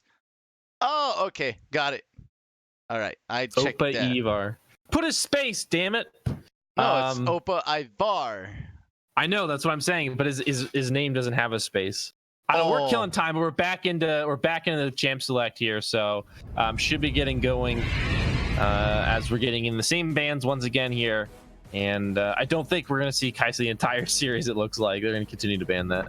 Oh yeah, I mean, actually we've been seeing a lot of Kai'Sas throughout the entire PRL series or League of Legends regular season, but this is first round quarterfinals, or sorry, not first round quarterfinals, just first round playoffs. We're just barely getting into the quarterfinals, and then eventually, or evidently, into that finals playoffs run. But for now, I mean, Silas, okay, like that. I like the ban so far as well. Getting rid of Kennen is pretty big as well. I mean, Kennen has been banned out throughout the entire match, but I can see why. I mean, his ultimate's so huge, so greatly impactful as well, especially if you're giving it on 12-inch PvP-ness, since we just seen him play Trundle. He did so good with Trundle. Pharaoh had nothing to do throughout the entire game, even though he's been so dominant in the past 2 games, -1, which was last game. Oh, Nasus. Oh, okay. We were getting spicy with the Trundle, and now bringing out the Nasus here. If we're going to talk about scaling picks like the Veigar, well, Nasus, another champion like that will scale infinitely. And I mean, he struggles in lane. Picking him up this early on in the draft when you don't know what the enemy top laner is feels like you're asking to get exploited here. I think the Nasus is going to get slammed, and I'm very worried about this lane for 12-inch because Faro picks. There's so many picks that just thrash Nasus in lane. You can punish him super hard and can still team fight or can split push or whatever you want to do with him. This feels not great, I think, for 12-inch at this stage in the game. I think this was a little bit greedy to pick it this early on in the draft, and they're grabbing the Jinx as well here. So a lot of scaling invested so far for Grim Legion, and in response, some big combos with the Gragas Yasuo. Yeah, so I'm not sure what Grim is actually going to counteract against the Yasuo, because, you know, if they pick anything with a good... Oh, no. Exactly what I was about to say. So Silas is going to be able to hijack Chums the Water, which can potentially just knock up even more targets. So this draft could just be completely, you know, counteractive or counterproductive for Grim Legion Royal. You don't give any more knockups to your opponent. That's just giving Yasuo a free last breath to take. And on top of that, you know, they got the Jinx that scales out pretty decently well, but does not work out really all that well when it comes to, you know, melee champions. But so far, I like what Serpentis has on the front line. Silas, Gragas, and Yasuo. They all work so well with each other. If we have a quick question about the rules in terms of draft, who would we direct that question towards here? Because it looks like we have a bit of a mistake in the draft. Nasus apparently was not meant to be picked here. No, come on, don't do this. No. Which is a little bit, I think that it's a little bit late to do that because we've already seen several picks it's too beyond late. the Nasus. It's too late because if you mess up your pick, you're supposed to dodge immediately. But if you didn't dodge immediately, that first pick on the top lane, you know, you can counteract the Gragas and the Yasuo because you did not dodge at first. So you're not able to dodge now or at all anymore. You have to go with what you have at the moment here. Otherwise, if you dodge, you know, everything will get reset, but at the same time, they will lose both of their bans. But, you know, delay of game, otherwise, I mean, I think it would probably, I'm not sure if it's a forfeit or they have to, like, continue it, but 100% it will not be a redraft. There cannot be a redraft at all, because, you know, you cannot change that top champion after seeing, you know, your opponent's first hand. You can't do it. Yeah. So yeah, I just saw it in the general chat. Like as I saw it, I said it as soon as I saw it. So I don't know. I guess we'll just stick with the draft here. The good news for Nasus is that he's really dominant late game, and right now, hold on, Yuumi isn't banned here. Are we gonna get Garen bot lane? It looks like we're gonna get Baron. No, Mordekaiser are locked in. Support Gragas maybe. I'm not exactly sure where Serpentis is going with this composition here, because I don't see a support really. I saw support Mordekaiser in my solo queue games, but maybe the Gragas will be support. We'll see in a second here from Serpentis, but they've got an interesting draft going on. Grim Legion's going to look like they're going to grab a Kha'Zix alongside this Nasus Fizz. We got a really crazy game number 4 here for Grim Legion and Serpentis, both coming out with some interesting drafts so far. Looks like it's going to be Yasuo Gragas bot lane and Garen mid lane. This is crazy. Hold on.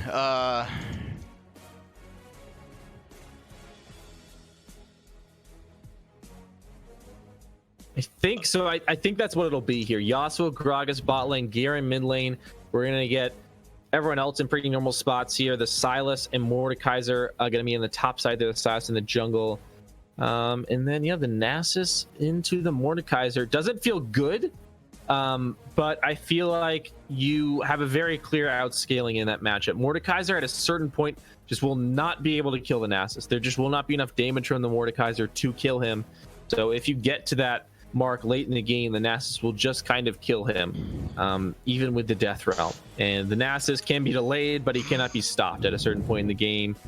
So that'll be very scary. So I think that Grim Legion once again is playing for that late game kind of situation, because the Jinx and Nasus will kind of pop off then. But the mid jungle skirmishing is pretty good for them early on. Kha'Zix Fizz is very tough to deal with, and the potential for a early fight in the bot lane is kind of interesting as well, with the Blitzcrank, Yasuo, Gragas, and Jinx all down there. It's going to be kind of a wild time. So should be an entertaining game at the very least. Something crazy is going to happen. The Nasus, I don't think it's all too terrible here. Like, he could potentially one-shot Silas. He could potentially one-shot, not Garen, but could potentially one-shot, like, you know, so many targets. I don't see anyone that bursty. Maybe the Mordekaiser, even though it's an old school picture that I have. I will update it. Don't worry about it, guys. I mean, Nasus Fizz, I think that's an insane combo by itself. Like, I'm not even joking with you. I mean, imagine Nasus split pushing. Nasus will have so much power split pushing. Yeah, it's again, like, yeah, once you get to a certain point, you just can't stop him. The Nasus split push is going to be too insane. There is this is gonna be a nutty game no matter how it goes here. The Nasus is either gonna get to a point where he's unstoppable, or the Jinx is unstoppable, and that's how I think Grim Legion will win. Or Serpentis is gonna go in and dive the heck out of him, you know, because the Jinx doesn't really have a ton of escapes. And we've got 5 melee champions here from Serpentis. We got the Gragas, Yasuo, Shinji, Silas also is a knockup, I believe, and he can get a knockup from the Fizz as well. So this should be a pretty exciting one. I think it's gonna be pretty nutty. If there was a champion that had to be picked, you know, by accident that we get to see, I think Nasus is an exciting one because you just never see him. So I'm glad that they accidentally picked Nasus, because we'll get a game of him, and I want to see that, to be quite honest. So I mean, we'll see what happens then. But for now, let's hit up on that quick intermission as we just, you know, recuperate ourselves just here for a little bit as we get into game number 4. There's still 2 more to go if Grim Legion Royal are able to pull this off. Don't go anywhere.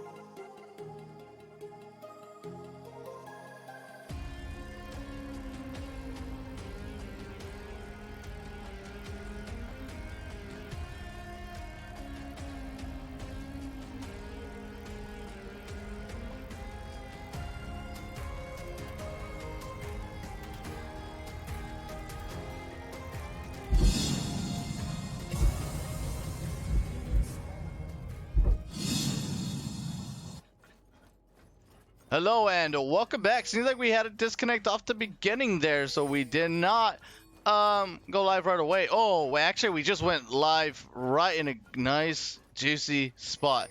I think Lock-In is gonna throw that hook into that brush. He's gonna catch onto someone, and that's gonna be Akdera. And look at the damage here. Everyone is just all in right now from both sides, and first blood will go into favor for Grim Royal Legion Royale. Let's see, they may be able to get another one, but seems like they won't be able to. Bonhito. Oh yeah, he still has that 300 lag ping. So him standing there was not a strat. It was just the ping. Well, if you want to come back in a game you accidentally pick Nasus, that's not a bad way to do it. Get first blood off a 5-man invade here, and now try and steal away the red, but we're still fighting. Yeah, we are still fighting here.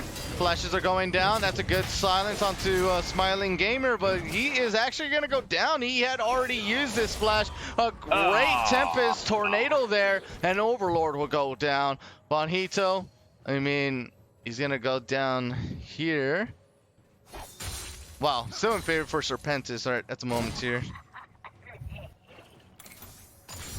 That's a rough one. They try and stay for the red, but they get punished for it now, and the lead they got completely nullified. All except for Prophet in the mid lane here. He does have that first blood, so he's slightly up on Hell's Gamer. So maybe he can carry this team. Hopefully he can do it, but Prophet, he's done it before. Can he do it again? I think so. I mean, honestly, right now, Prophet is on a comfortable pick, I think. Not as comfortable as the Azir, because you can't sit back, relax, and, you know, enjoy the farming simulation. But Fizz, I think he's a pretty easy standalone champion. 12-inch, you know, he is on a scaling Nasus, but after a while, I think that Nasus will become almost unstoppable. So for now, Pharrell's going to have to just try to deny Nasus the farm. But I think it's not going to be all that easy, even though it does look easy right now. But as soon as those minions hit or collide under the tower, it's not going to be so easy then.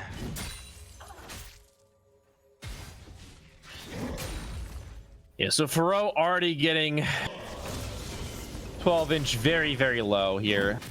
12-inch able to go back with the grass proc or two, but he's already out of corrupting potion charges, which is not a great sign at 3 minutes. But, you know, we'll see if he can get back in this one. Looks like Skulls are going to be traded by the junglers here.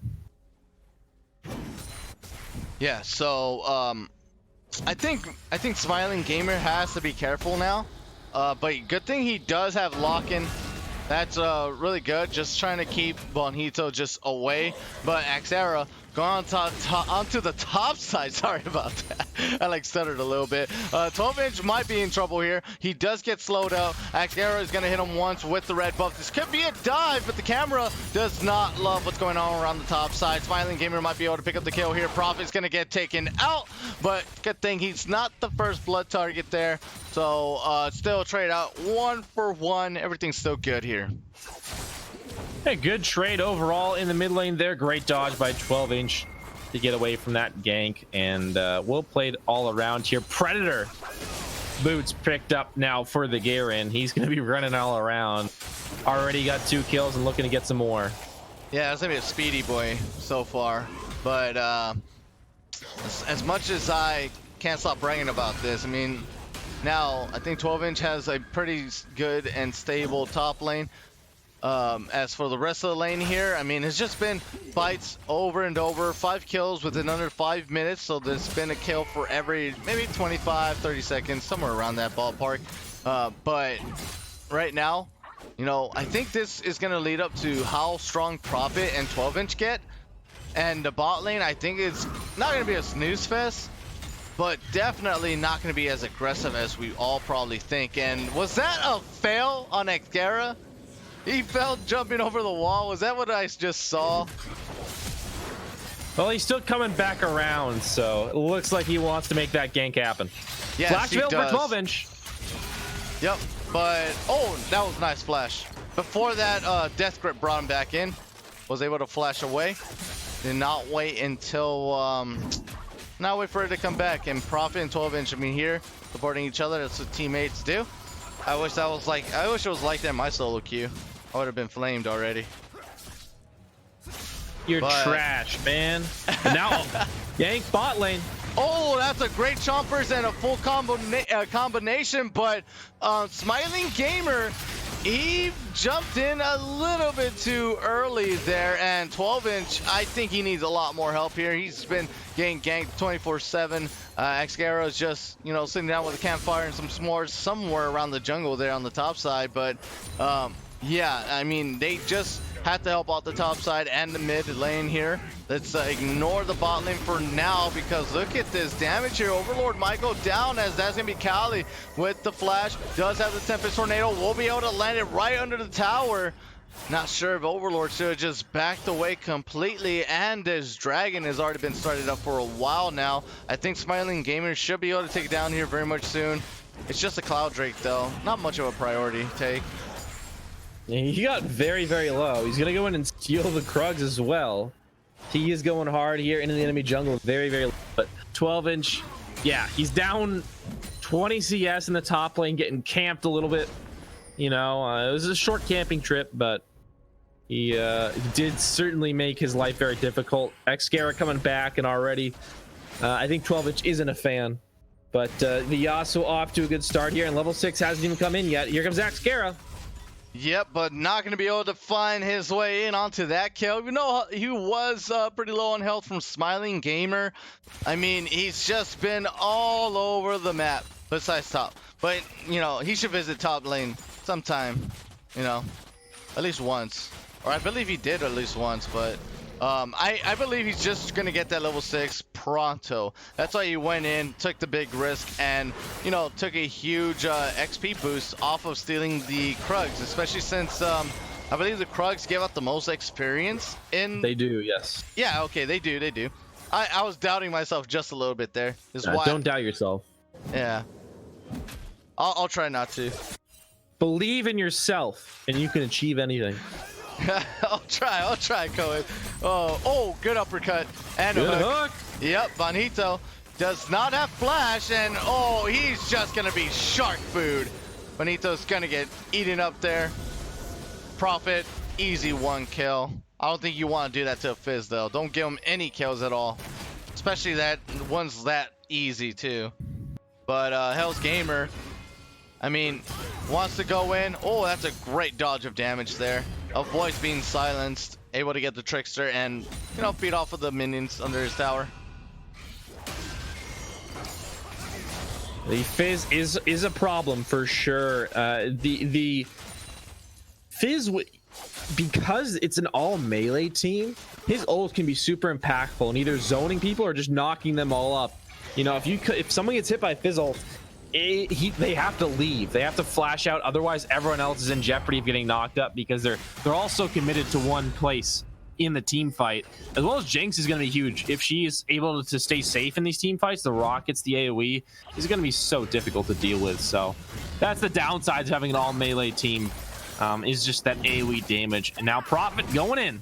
Yep, going in. Does not have Chum the Waters, but Hell's Gamer, oh, he's just gonna hit him straight up with that ultimate, which is called Demacian. I knew it, but I doubted myself again, Coeus. I don't know what's wrong with me. I believe Prophet was the villain there as well. That's why he took so much damage here. But now a dive in the top side. Yep, not gonna be able to dive him because Nasus has gone full rage mode, and you know, not gonna be able to take him out. He has really strong AoE damage. On top of that, his health just pretty much doubles or triples depending on what level it is. He is level 7, so I'm pretty sure it's just double on the health there. He's gonna try to survive here as much as possible, but he does get some health back every time he kills a minion, or just damage actually. He has a passive lifesteal. So, yeah, we might see a gank on the top side. That's going to be the all on top of Lockin. Lockin, oh, he should have seen that wind wall, but it looks like he didn't. The minions were in the way. They blocked his side of view. Line of sight, I mean. Good play there with the cask, but not quite able to find the Jinx there. And a good flash out from Lachlan. So not able to find the kill, but Static Shiv already picked up here. Predator boots, Hell's Gamer going for the Triforce as well. So this Garen is going to be doing a lot of damage. But again, that villain passive gonna do a lot of damage to whoever is the villain. Oh my goodness. Yeah, I know. Profit's having a rough time, man. Yep, that Q, just one Q, which silences, by the way, and Smiling Gamer has to be careful. Super Mega Death Rocket, it's gonna miss. Xcara did hijack that earlier from the Jinx. Just, you know, not on target there. Looked a bit weird, and uses the Predator to actually get away. Smart move. Oh, Chum the Water's available. Hell's Gamer is going to get hit up here. The Demacian Justice is available. If Hell's lands that Q, all he has to do is hit the ult, but the Blast Cone's going to get them away from any of that damage, and Smiling Gamer did not leave just yet. Where the heck is this Garen? He's just so greedy for the fish. Not going to be able to get it. Good slow coming in from 12-inch, but wasn't... Oh, it's still necessary, right? Smiling was able to get the flash out. Now he does not have the flash, so I don't think he's going to be invading the enemy jungle for a while. Unlikely, as the gank comes up and will not do much. Just a bit of a chunk out on 12-inch there. But we have a Mountain Dragon. No one's made a play towards that quite yet, but it is going to be an important objective. Already 2 control wards down there in favor of Grim Legion. Yep, 12-inch might get jumped on here. His ultimate gets hijacked, and we do get a gank here onto the bot side. Bonito, they're going to be the target once again. He's going to get the knock up on top of Overlord, but I don't think he's going to be good enough at all, as Callie is going to have to just back away for now. Prophet does not have Chums of Water. He's already used it up before, but they do have to worry about Hell's Gamer. He could potentially just dive under the tower. He is waiting at the wings. The hook is going to land, but that could just be a bait because Hell's Gamer just showed up out of nowhere, and everyone from Grim Legion Royal is just going to back away for now. They might be able to help out Lockin, but Lockin is just going to get Justice on. We'll be served some of that Justice there, and honestly, that ultimate is just going to get stronger. One more level. That's going to be a level 2 Garen ultimate. That 12-inch gets some times alone with the turret here. But I think they're probably going to lose the Dragon because this bot side pressure now. And this Garen, you usually don't say it, but this Garen is pretty scary. Like, he is doing a lot of damage at this stage in the game here, and Prophet's going to die another time. Pretty sure on this one, but a good flash. Yeah, Prophet is just he's at a dead end there. He's not going to be able to get away. Mechanics, bro. What mechanics? Garen's actually a deceptively difficult champion. There are a few things that can definitely make him a bit more effective if you know how to play him. And you know, Hell's Gamer, he's a simple man. He likes the pleasures of Garen. What's wrong with that?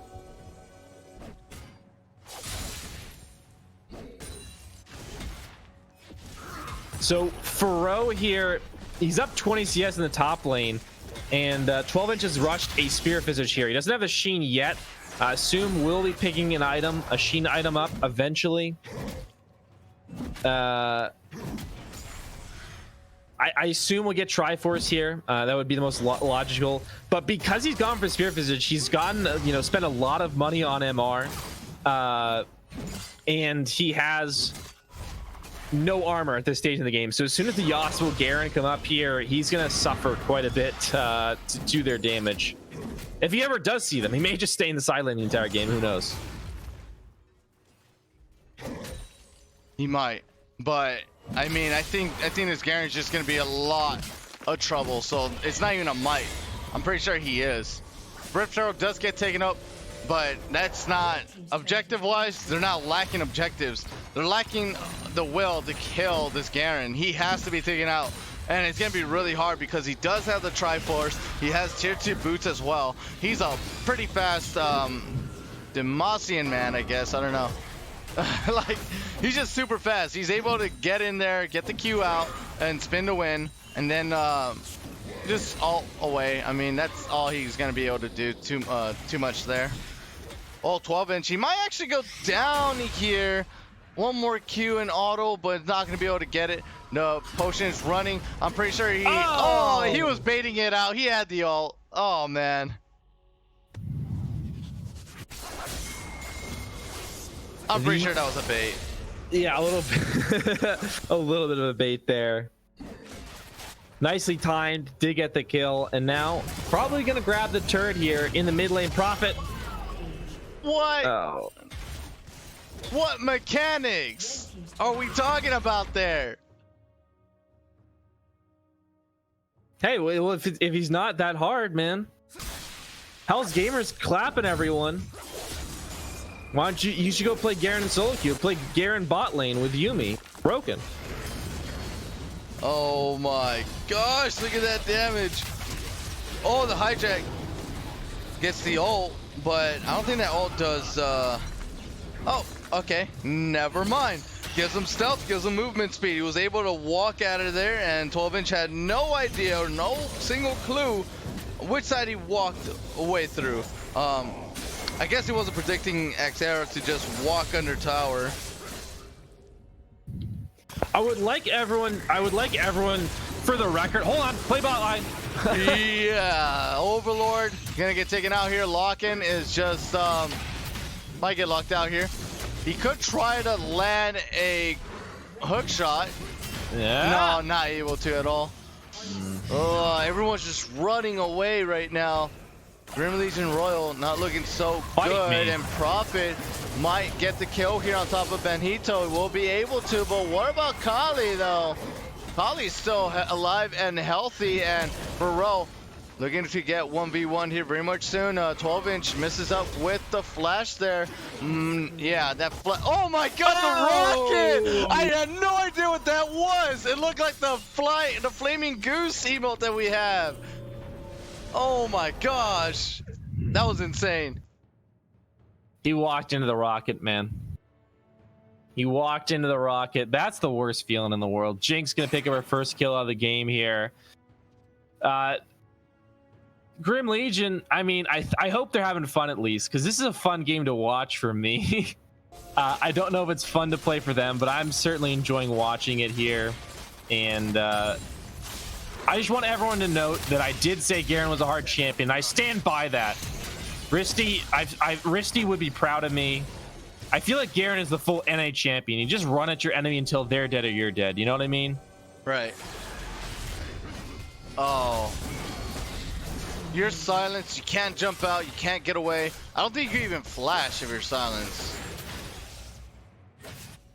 Can you? No, you cannot flash. You can't do anything. You can walk around, but that's about it. Okay. So Prophet. Oh my gosh, round 2. Okay, never mind then. Like, damn. I mean, even Overlord is getting jumped on here. Great cask again from Bonito, and now Kali.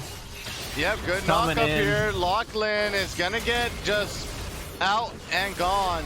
12-inch might be next, but he could just ult, clear the waves with it. He does pretty decent amount of damage here, and it seems like Xera is just gonna hop onto him. I'm surprised he hasn't used the ult yet. Smiling Gamer is on the side. Demasian Justice is on cooldown, and now he's silenced. The Hell's Gamer is getting the spin on top of 12-inch, and 12-inch now will be able to get the ultimate out. Eventually here, Prophet's gonna try to get the kill, and yes, he will get the gets the shutdown with the help of the Super Mega Death Rocket from the back.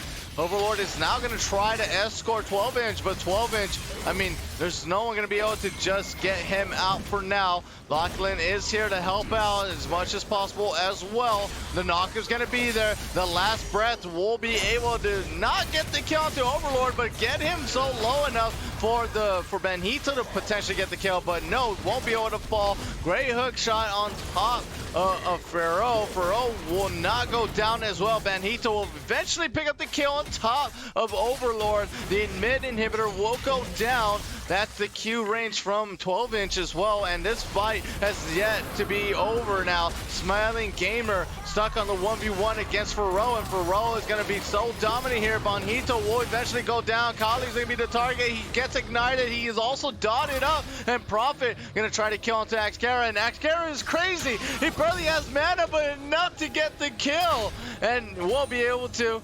Prophet goes down. Smiling Gamer going back in and out. Always a fight 24/7 here on the Summoner's Rift right now. And Man, that was just insane. I think Serpentis, it's going to be really hard to take him down right at the moment here with this score. What a game we got on our hands here.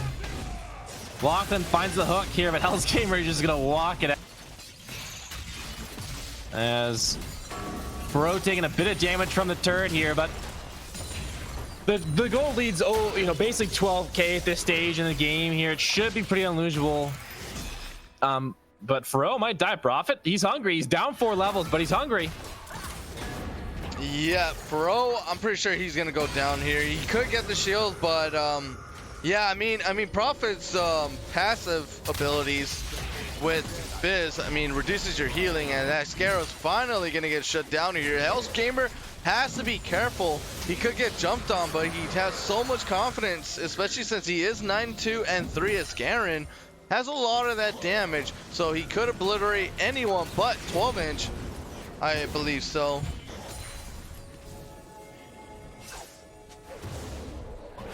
This is a bad feeling, being a jungler behind. You can't even get into your own jungle to farm. Bad feeling, but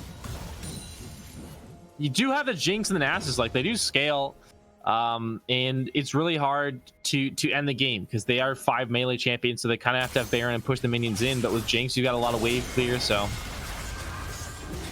yep, maybe Grim Legion can pull it together here. But Baron started up here. They've got a Mountain, they've got a Yasuo, and Garen's gonna kill Prophet. Nope. Oh, actually, the Ignite might not do it. I think Hell's Gamer might not have gotten the kill. Prophet, yep. 5 health. Just barely survives on that one, thanks to some potions.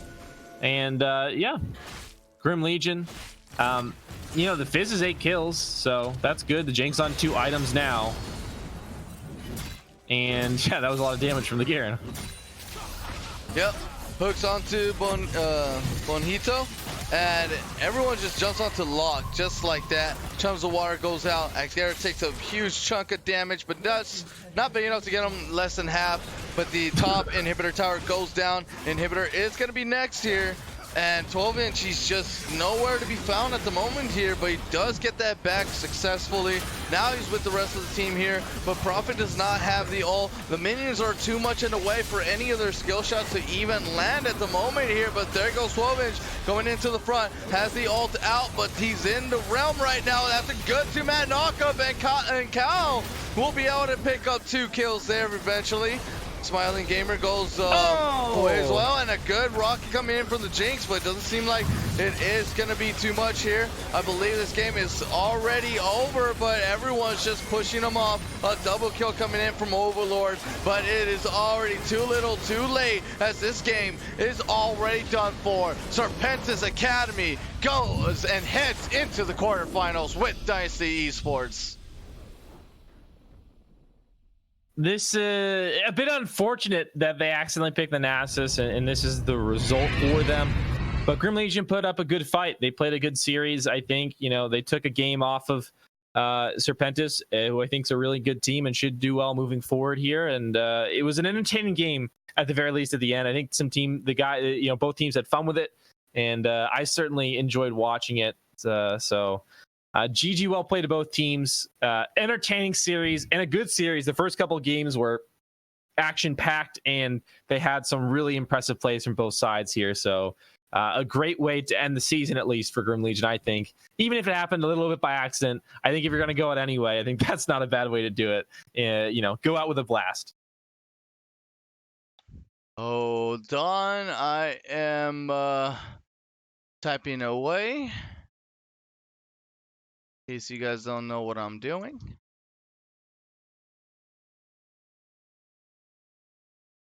I misspelled Kali, but I think we should get this show on the road.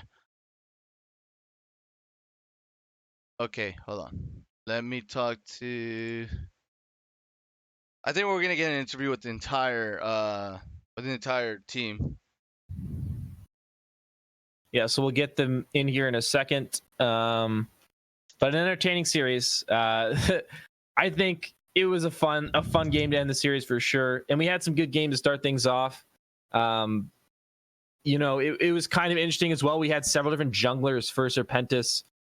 They had 3 different junglers in the series there. Their actual jungler Axera only came in for the last game, for the Garen mid game, as I think some people might remember it, as well as the Nasus top. Let's head down. I'm gonna head down real quick. We're gonna head down.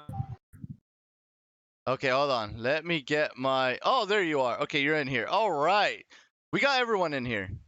This is awesome. What's up? Hopefully, there's definitely enough room for casters in here, right? There it is. Yeah. Definitely. Okay, cool. All right. There's My internet's cutting out. I'm sorry. All Someone right. can sit on my lap if there's not enough room. So who's in damn, charge? Who's in charge of drafting for their top laner? Draft is normally Hells and me, Callie. Oh, okay. Yeah. And So you guys didn't think Nasus was a good pick, or what was the deal there? Because I don't know. It Well, just seemed We actually said, are they gonna dodge? Like the second they locked it in, we're like, they're dodging. They're dodging. There's no way they meant to do this. Yeah, but Yeah, I there's was- a rule where you lose 3 LP the first dodge and 10 LP the second. So I don't lose the 10 LP. Yeah. well, their MMR could be pretty good, so the loss doesn't matter. Oh, that is true, Yeah, actually. True. Well, it's pretty bad for this man, you know. He didn't get a Shen. It's a feels bad moment. Yeah, the Shen though. What is your guys' take on the Shen? It seemed pretty good for the first couple of games, but it felt like it was pretty exploited in the top lane. Like, I guess more for the top laner focused question, but do you feel like that is a strong champion right now? Do you think it's worth the investment into globals, or are you just like, nah, I just destroyed him in lane and that's why we won? For me personally, as a top lane perspective, yes, I was crushing him in lane, but I didn't feel like I had the ability to translate that to any other part of the game. So we collectively, as a team, decided to just ban it so we don't deal with it. Do you think that you would always just ban it from now on once you see a Shen player, or do you think that you come up with another pick to maybe punish it in lane harder, or just something to maybe match it to group with your team more? I know my other team is gonna say, but I think that next time we see a Shen, we're probably gonna face it one time. If we can't deal with the Shen, probably just ban it again. Or you could just play Shen and you could just be a tank for your team, right? That could also happen. The Shen is not really a good pick. Nah, Pharaohs are fucking pop-off champ. Yeah, I'm a Not pop putting them on bro. Shen. I can't stay low like the grass. Bro. I'm like popcorn, pop the sun. Okay, that's what I'm doing. What? wait, the sun. Wait, This is where we don't let him talk. our games are done in the Put 'em on Aatrox and evening. Mordekaiser. Our Don't games get it are. wrong though. This is pretty close to our comms, Oh, okay. That makes sense. especially that last game. Yeah, so last game, AD Yasuo. Is there a chance we'll ever see it in a serious game if you decide to play Alistair or the Gragas with it? Yes. I mean, we were gonna do it play. anyways. That We was were still gonna a do it serious anyways. game. We do want Yeah. to make that part clear. We weren't trolling. I played a lot of Garen mid. They both play Yasuo Gragas bot lane, and when they blind picked Fizz, they gave a pretty free matchup for Garen, so we knew we could take that. So that wasn't like a troll comp for us. Yes, he would pick Yeah, into Fizz again. 10 out of 10. Yeah, they were shit talking your Garen in the chat. I want you to know that I defended you. I said Garen is a skillful Let's champion. go. I'm a Risty sub, so I can pull it off. Risty, I watched Risty too. They're saying Garen's not a hard champion. It's like Garen's actually hard, guys. Okay, stop. Oh my I god. just want that on the record. But I'm excited to see. Would you want to play Alistair, or is Gragas always your go-to with the Yasuo in the bot lane? I'd play Alistair, man. I just know Gragas is a lot easier to execute, especially. I mean, if normally the bot you lane is playing so scared of us. Yeah, we normally pick the Yasuo Gragas just because it's so flex heavy. Like you can run the Yasuo mid, you can run the Gragas jungle. So we could easily just put the Gragas jungle and pick the Alistar support. If they pick something that like just hard counters the Gragas, then we just go Alistar, Nautilus, or something else. Oh, okay, it makes sense. Anything to say, MightyRai? I don't want to keep you guys too long before we head out. No, just congratulations. We'll see you guys in quarterfinals. I mean, so far we got two teams within the same division, mine division, heading into quarterfinals. You guys were third. Dynasty ESports were second. They fought against Recon 5 for first place. Recon won, so they're first. So yeah, the entire Mind Division are in the finals, so that's already saying something that, Mind Division probably had it the worst, or the most competitive maybe out of the other divisions. But there's still a long way to go. But thank you all for well, actually we invaded you guys, so we're gonna end the crash here. Me and Coeus are gonna go ahead and go back. Congratulations to you guys. I hope we'll see you guys next week. I think that's when they're gonna Wait, guys. reschedule. So make sure to follow twitch.tv/Cole_LOL. Okay, no. I'm gonna leave before he said any of that, just to troll him. Wait, where's my caster? Where's my other caster? Yeah, There you're you getting go. flamed here. Oh, there you go. Sorry if I brought you up. I on purposely left before he finished that. Just to troll him. Just to troll him. Yeah, I mean, he's been in chat all night. I mean, I need to shout out my stuff, right? Oh yeah, yes. I'm not Keos, COEUS on YouTube, Twitch. You guys know the deal. It's not that complicated. We're all doing it for the likes. So, yeah, that's all I got to say.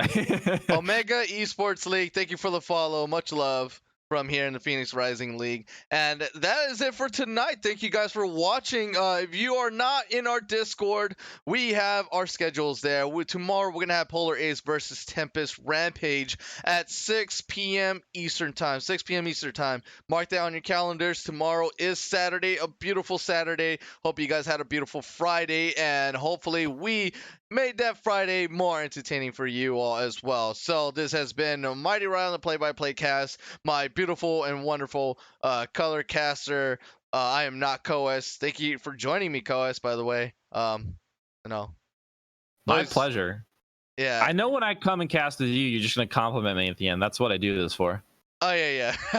Yeah, I get a beautiful today. I'm feeling pretty good. So, yeah, that will end the stream for tonight. But just so you know, this is still round 1 for playoffs in the summer split. We got more games to come. Make sure you visit us tomorrow. Make sure you go to our website. Make sure you show that support. September, don't forget it's September. You can, you have discounts for subscribing. And when you subscribe, I'm pretty sure you've seen those hype emotes that show up, or any emotes actually. They show up for subscribers only, if you want to show some of that love as well. So thank you all for watching. You all have a good night, and we'll see you soon.